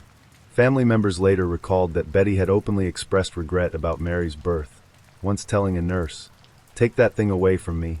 Mary's childhood was marked by neglect and abuse. Betty was known to have attempted to harm Mary on multiple occasions, including one incident where she allegedly tried to give her sleeping pills. Several neighbors and relatives later claimed that Betty had once thrown Mary out of a window, though this account was never confirmed. The abuse extended beyond physical harm. Betty reportedly forced Mary to engage in acts of prostitution, exposing her to sexual violence at an age when most children are still learning to read and write. The psychological scars left by this abuse would later become a central focus of Mary's trial and subsequent psychiatric evaluations. Despite her traumatic upbringing, Mary exhibited signs of intelligence and resourcefulness. Teachers at her school noted that she was a bright student, though her behavior was often disruptive. She was known to be aggressive toward other children, once choking a girl in the schoolyard until she turned blue. Mary also displayed a disturbing fascination with violence, frequently drawing pictures of people being killed or injured. Mary's early life was a toxic mix of neglect, abuse, and exposure to criminal behavior. She learned from an early age that the world was a dangerous and unforgiving place, and she responded by building a persona of toughness and defiance. But beneath this facade, she was a deeply damaged child, struggling to process the trauma she had endured. The morning of May 25, 1968, began like any other in Scotswood, with children playing in the streets and neighbors going about their daily routines. But by the end of the day, the community would be gripped by tragedy. 4-year-old Martin Brown, a cheerful and inquisitive boy, had been playing outside when he wandered into an abandoned house on St. Margaret's Road. The building, a derelict property slated for demolition, was a well-known haunt for local children who enjoyed exploring its dusty rooms and corridors. Later that afternoon, 3 boys discovered Martin's lifeless body in one of the upstairs rooms. He was lying on his back, his arms stretched out at his sides, and there were traces of blood and saliva around his mouth. The boys initially thought he was asleep, but when they failed to wake him, they ran to find help. Police and medical personnel arrived at the scene, but the initial examination of Martin's body yielded no clear answers. There were no visible signs of injury apart from some minor bruising around his neck, and the cause of death was uncertain. Investigators noted the presence of empty pill bottles near the body and speculated that Martin might have accidentally ingested the pills. The official cause of death was recorded as accidental, and the case was quickly closed. However, some officers remained uneasy about the circumstances, particularly the bruising on Martin's neck, which suggested the possibility of strangulation. In the days following Martin's death, Mary Bell's behavior began to raise suspicions. She and her friend, 13-year-old Norma Bell, no relation, were seen lingering near Martin's home, asking neighbors if they could see his body. Mary also visited Martin's aunt and brazenly told her, "I know something about Martin's death. He didn't have any pain. I throttled him." The comment was dismissed as a cruel joke, but it hinted at the darkness that lay beneath Mary's seemingly childish demeanor. 2 months after Martin Brown's death, Scotswood was rocked by another tragedy. On July 31, 1968, 3-year-old Brian Howe disappeared while playing near his home on Liddell Terrace. His family, neighbors, and police launched a frantic search, scouring the area for hours. It was Mary Bell who ultimately led police to Brian's body, which was found in a wasteland near the neighborhood. The sight that greeted investigators was one of profound horror. Brian's body had been mutilated in a way that suggested not only violence, but also a macabre fascination with death. Brian had been strangled, and his neck bore deep bruises consistent with manual asphyxiation. The autopsy revealed that the pressure applied to his neck had been gradual, indicating that the killer had taken their time. This was not a sudden act of rage, but a deliberate and prolonged effort to end the boy's life. In addition to the strangulation, Brian's body bore numerous post-mortem injuries. His thighs and genitals had been cut with scissors, and his hair had been chopped off in uneven clumps. Most chillingly, the letter BAM had been carved into his stomach, a crude signature that pointed directly to Mary Bell. Forensic pathologist Dr. Bernard Knight, who conducted the autopsy, described the injuries as ritualistic, noting that they appeared to have been inflicted with a sense of control and purpose. The use of scissors suggested that the killer had come prepared, bringing tools with them to the crime scene. The discovery of Brian's body sent shockwaves through Scotswood. For the first time, the community began to consider the possibility that a child might be responsible for these heinous acts. The investigation into the murders of Martin Brown and Brian Howe was unlike anything the Newcastle police had ever encountered. The idea of a child killer was almost unthinkable, yet the evidence increasingly pointed to Mary Bell and her friend Norma Bell. Witnesses reported seeing Mary and Norma playing with Brian shortly before he disappeared.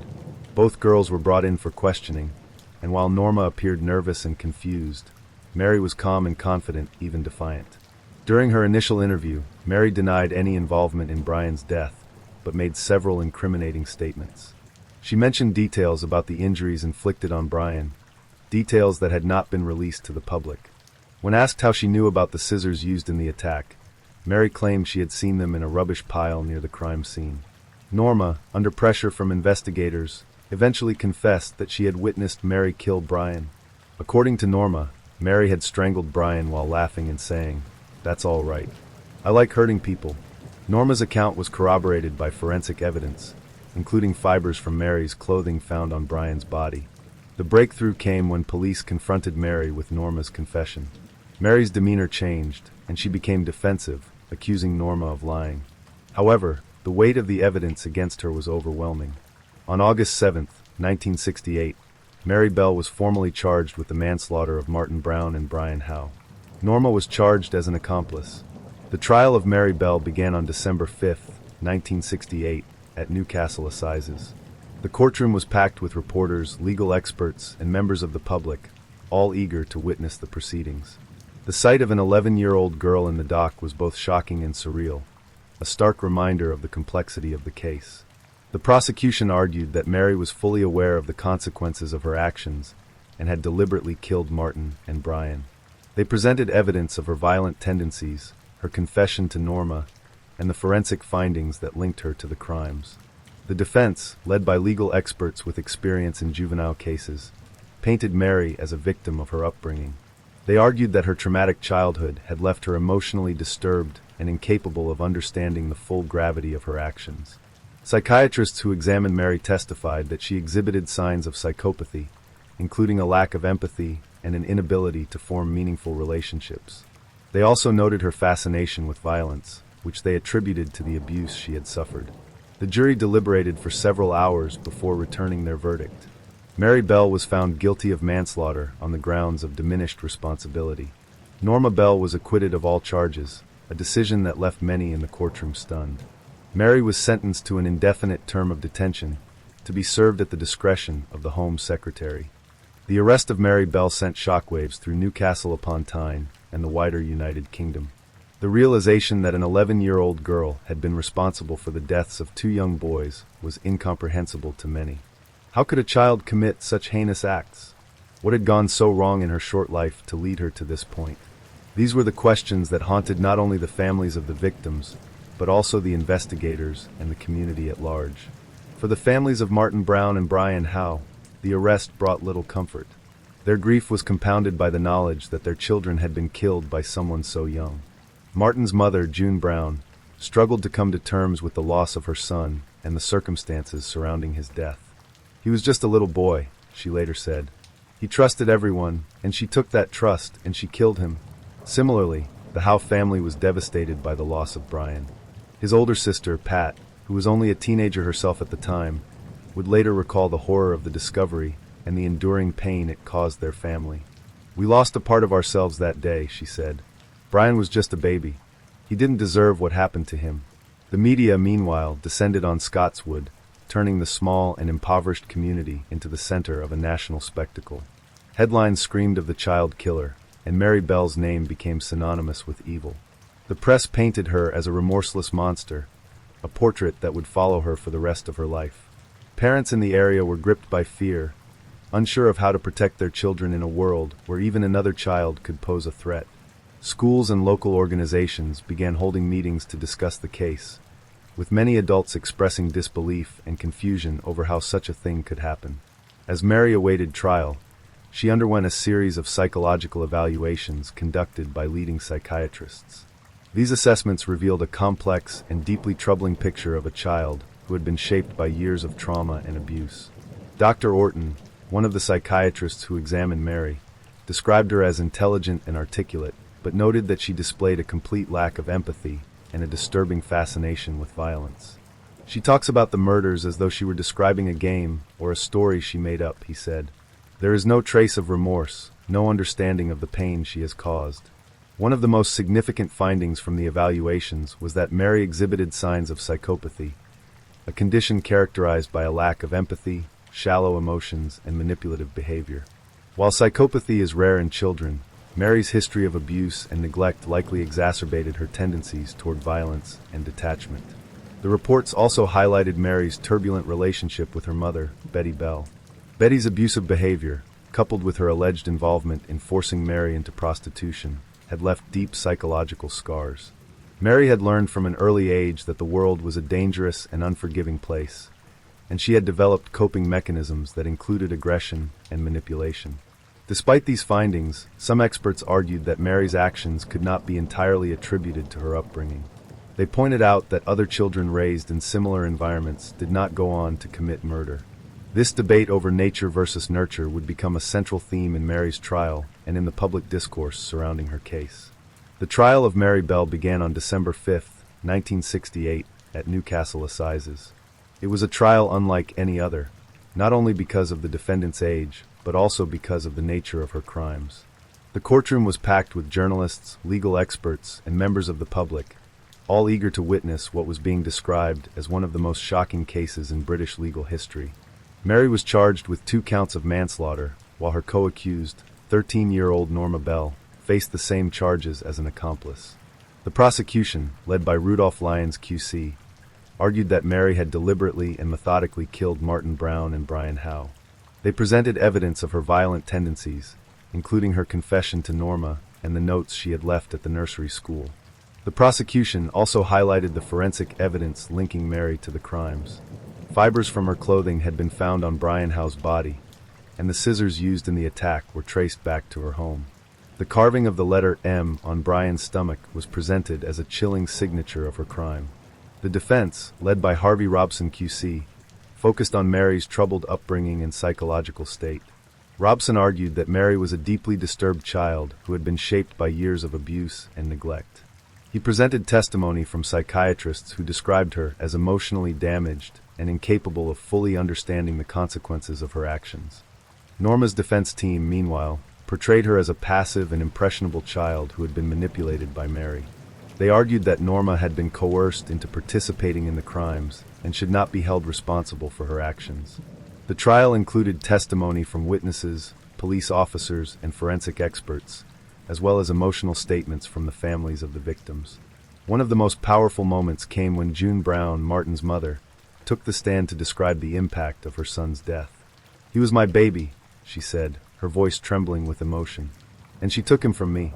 After 9 days of testimony and deliberation, the jury returned its verdict. Mary Bell was found guilty of manslaughter on the grounds of diminished responsibility. Norma Bell was acquitted of all charges.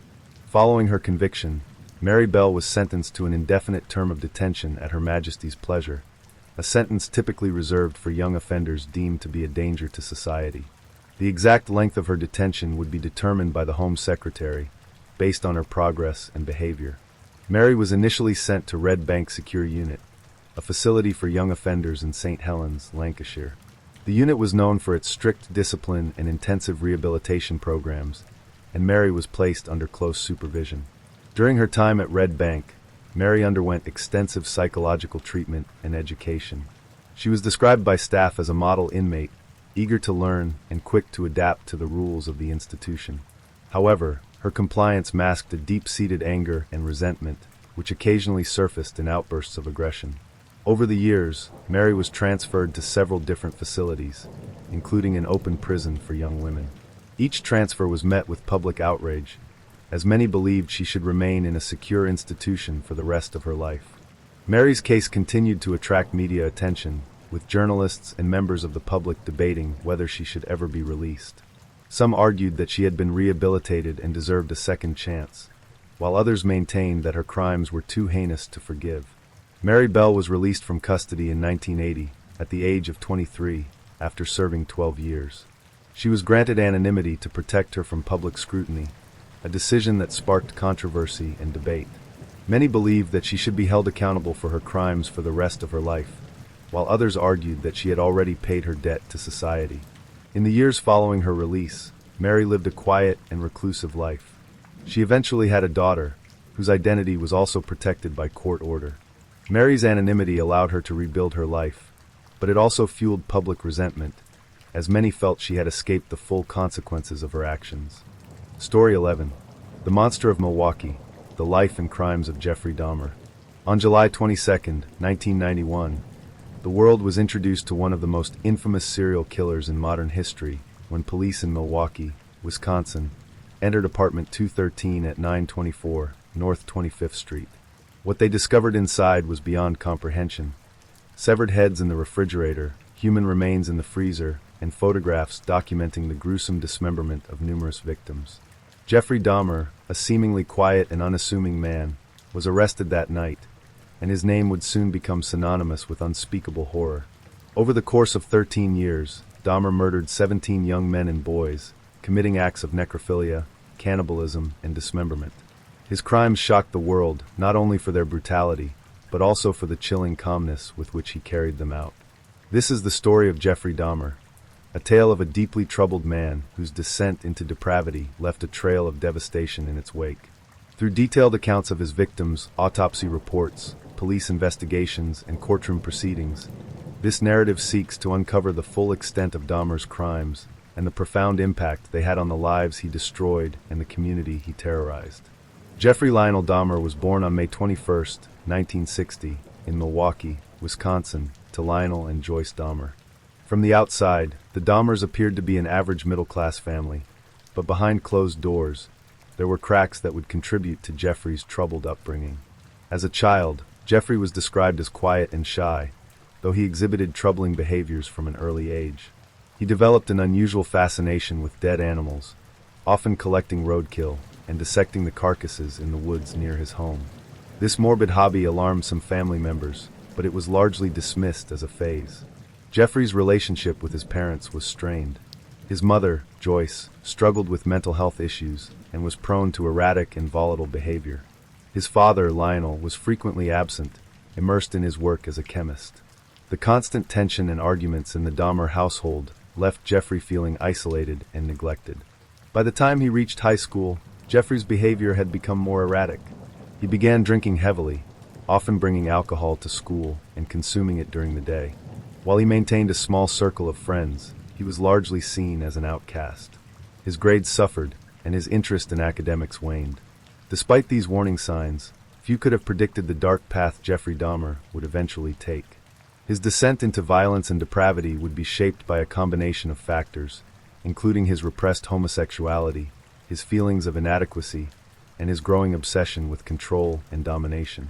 Jeffrey Dahmer's killing spree began in the summer of 1978, shortly after his high school graduation.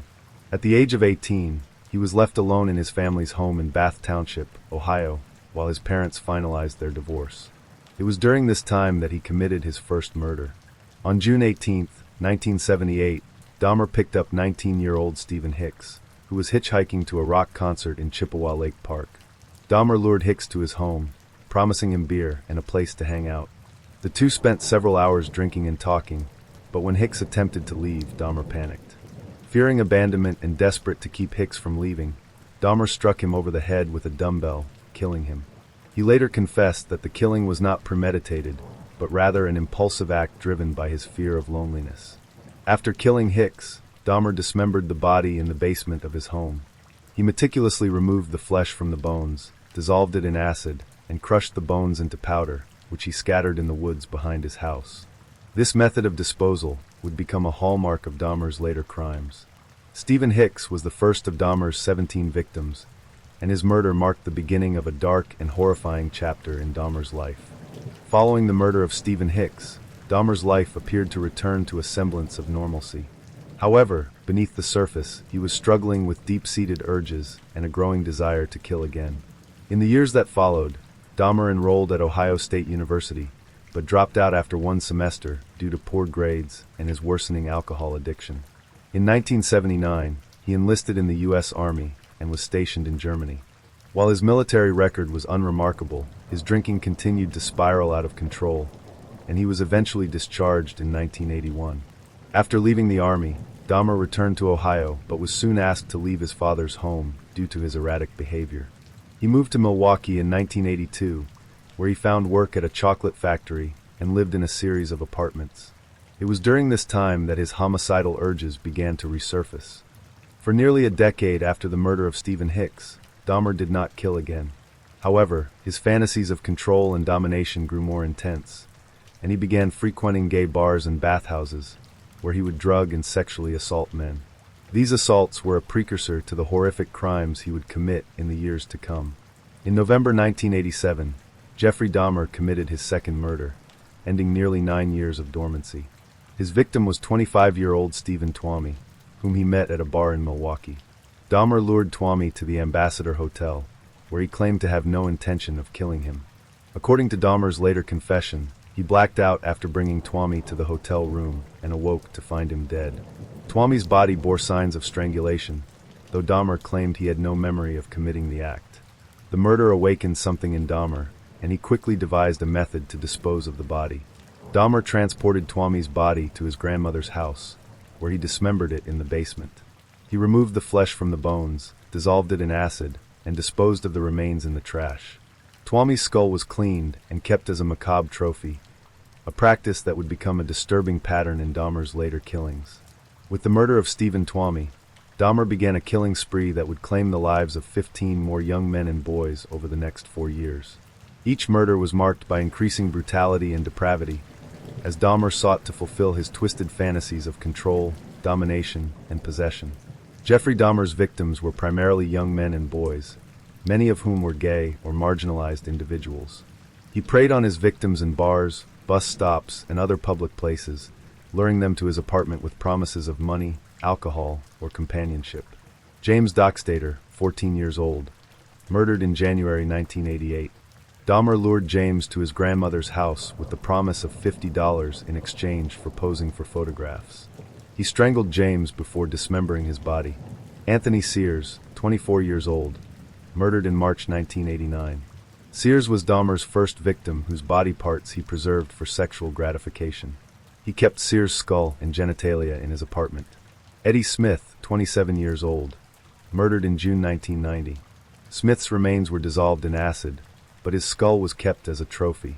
Ernest Miller, 22 years old, murdered in September 1990. Dahmer strangled Miller and kept several of his body parts, including his heart and biceps, which he later admitted to eating. David Thomas, 23 years old, murdered in September 1990. Dahmer lured Thomas to his apartment, but claimed he did not find him attractive. Despite this, he killed him and disposed of his remains. Curtis Strader, 17 years old, murdered in February 1991. Dahmer lured Strader to his apartment, strangled him, and kept his skull and hands. Errol Lindsay, 19 years old, murdered in April 1991. Lindsay was the first victim in Dahmer's experiments to create a zombie. Dahmer drilled a hole in his skull and poured acid into it while Lindsay was still alive. Tony Hughes, 31 years old, murdered in May 1991. Hughes was deaf and mute, making him especially vulnerable. Dahmer killed him and kept his remains in his apartment. Konorak Synthesumphone, 14 years old, murdered in May 1991.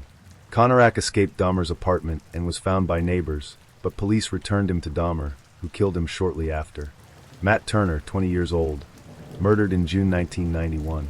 Turner's body was dismembered and disposed of, with parts kept as trophies. Jeremiah Weinberger, 23 years old, murdered in July 1991. Dahmer attempted another zombie experiment on Weinberger, which resulted in his death. Oliver Lacey, 24 years old, murdered in July 1991. Lacey's heart was among the body parts Dahmer stored in his apartment. Joseph Bradehoft, 25 years old, murdered in July 1991. Bradehoft was Dahmer's final victim before his arrest. After the murder of Stephen Twomey in 1987, Jeffrey Dahmer's descent into depravity accelerated at an alarming pace. The years between 1988 and 1991 saw him commit the majority of his murders, with methods that grew increasingly calculated and cruel. During this time, he refined his approach, developed his macabre rituals, and began fully indulging in his darkest fantasies, which included necrophilia and cannibalism. Dahmer's modest life as a chocolate factory worker and seemingly harmless loner masked a sinister double existence. To the outside world, he was an awkward, quiet man. Inside his apartment, however, he was committing horrors that would one day shock even the most hardened investigators. James Dockstader, January 1988. In January 1988, Dahmer killed his second victim, 14-year-old James Dockstader. James, a runaway of mixed Native American and African American descent, had been living on the streets of Milwaukee when Dahmer approached him outside a gay bar. Dahmer offered James $50 to come back to his grandmother's house for nude photos. Once there, Dahmer plied the boy with alcohol laced with sleeping pills. After James passed out, Dahmer strangled him and sexually assaulted his lifeless body. His methods showed a disturbing familiarity and control. Dahmer had begun to refine how he subdued his victims. After the murder, Dahmer dismembered James' body in the basement, a process that he carried out with chilling precision. He dissolved the flesh in chemicals, crushed the bones, and disposed of the remains in the garbage. No trace of James was ever recovered, robbing his family of the chance for a proper burial. This murder marked a turning point for Dahmer. No longer haunted by guilt as he had been after killing Stephen Hicks, Dahmer felt emboldened. He later admitted that he found the process of killing and disposing of James easier than his first victim. Anthony Sears, March 1989. Anthony Sears was a 24-year-old aspiring model who became Dahmer's fifth victim. Dahmer met Sears at a gay bar in March 1989 and convinced him to return to his grandmother's house. This murder was significant in Dahmer's progression as a killer because it was the first time he began preserving body parts for long-term gratification. After strangling Sears, Dahmer dismembered his body in the basement. However, instead of disposing of all the remains, he kept Sears' skull and genitals, preserving them in acetone to ensure they wouldn't decay. These trophies became part of a growing collection that Dahmer described as a way to keep his victims with him forever. This act of preservation highlighted Dahmer's increasing obsession with control and possession. He later explained that he wanted to create a shrine of human remains to honor his victims, a plan that would come to horrifying fruition in the years to come. Moving to apartment 213. By 1990, Dahmer's grandmother had grown suspicious of his behavior. The constant smell of chemicals, late-night visitors, and his increasing isolation led her to ask him to leave her home. In May 1990, Dahmer moved into an apartment at 924 North 25th Street in Milwaukee, a nondescript building that would become the site of his most infamous crimes. Apartment 213 was a small, one-bedroom unit, but for Dahmer, it was perfect. Living alone allowed him complete freedom to indulge in his fantasies without the fear of being interrupted.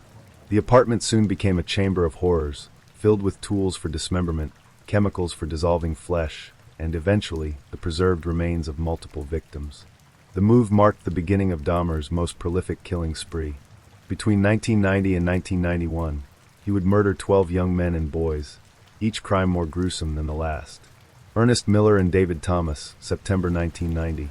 Ernest Miller, a 22-year-old aspiring dancer, was one of Dahmer's first victims after moving into apartment 213. Dahmer met Miller on the street and lured him back to his apartment with the promise of money for posing nude. Once inside, Dahmer drugged Miller and strangled him. After the murder, Dahmer began experimenting with cannibalism. He removed portions of Miller's flesh, which he later cooked and consumed. Dahmer claimed that eating his victims made them a part of him forever. This act of cannibalism was not only a horrifying escalation, but also a reflection of Dahmer's deep-seated need for control and possession. Shortly after killing Miller, Dahmer lured another man, 23-year-old David Thomas, to his apartment. However, after Thomas arrived, Dahmer claimed he wasn't attracted to him and considered letting him go.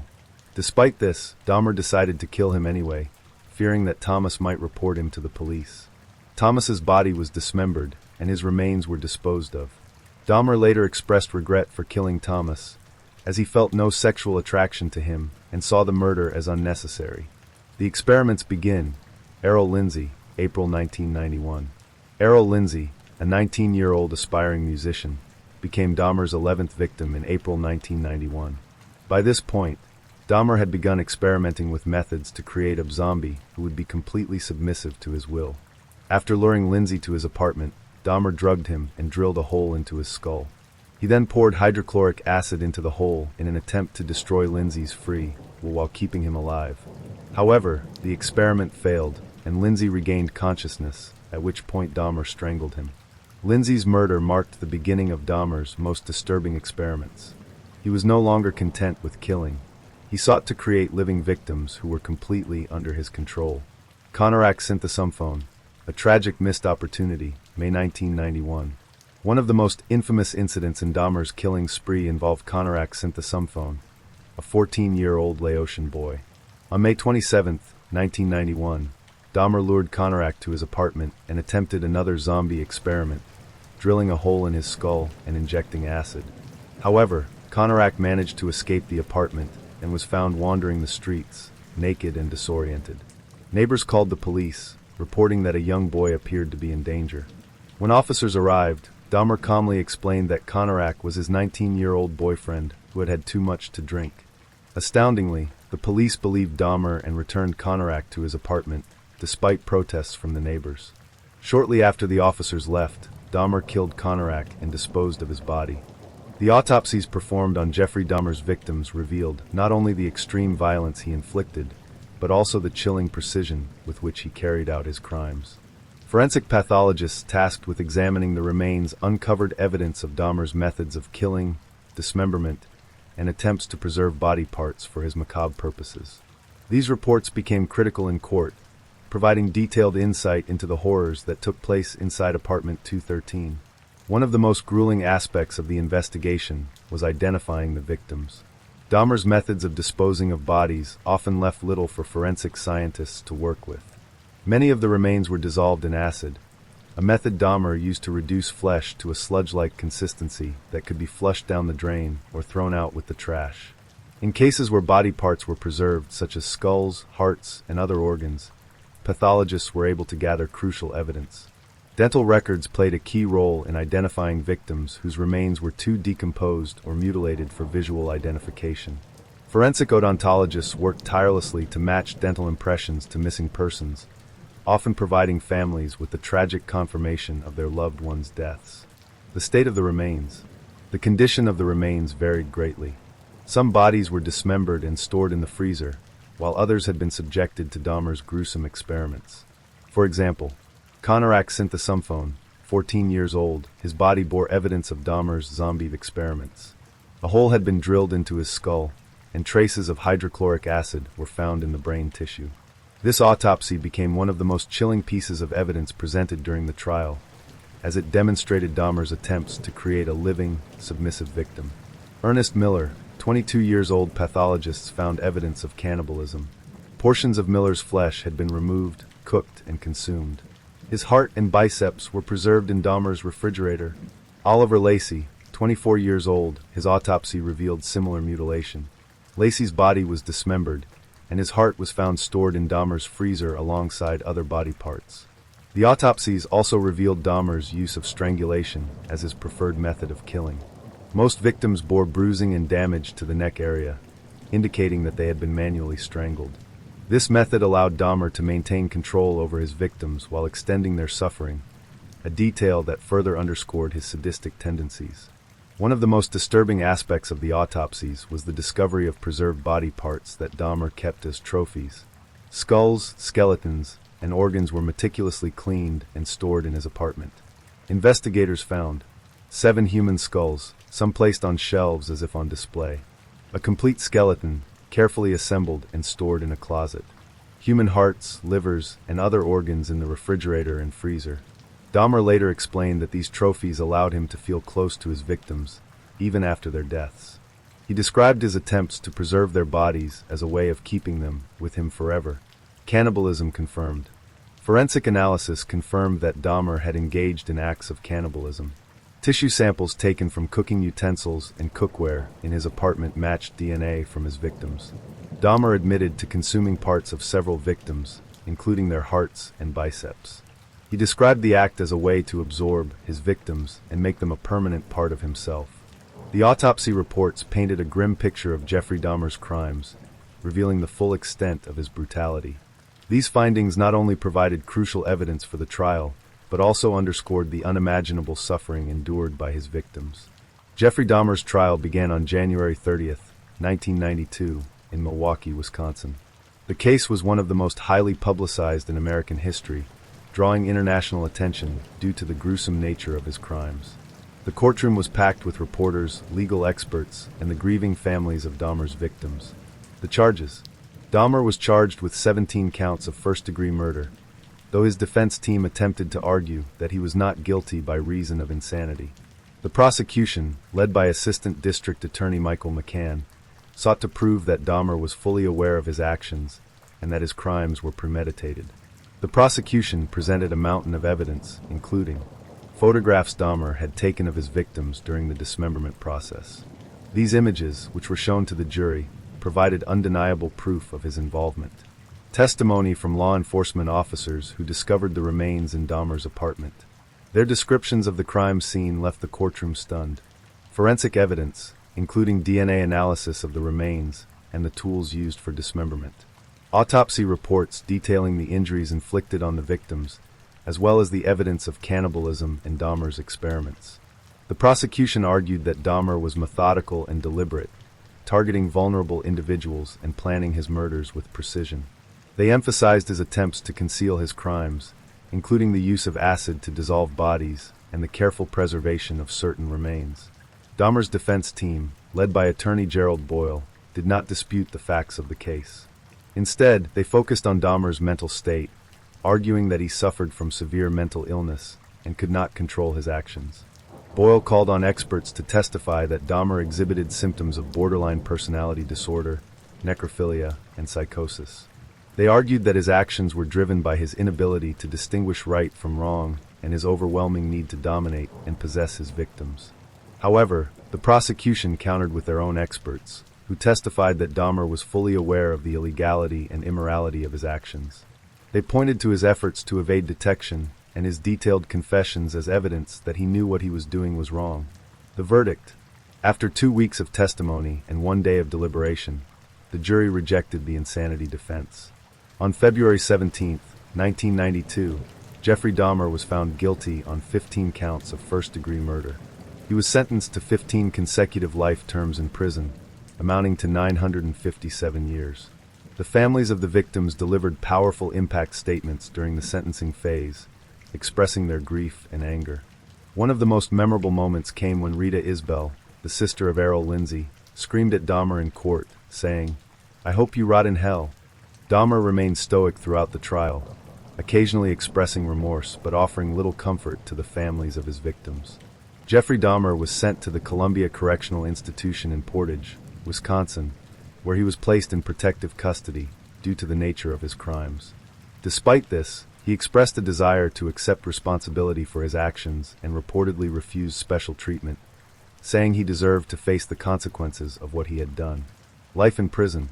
Dahmer initially spent much of his time in isolation, but in 1994, he was allowed to interact with other inmates. He reportedly became a born-again Christian during his incarceration, engaging in Bible studies and expressing a desire for redemption.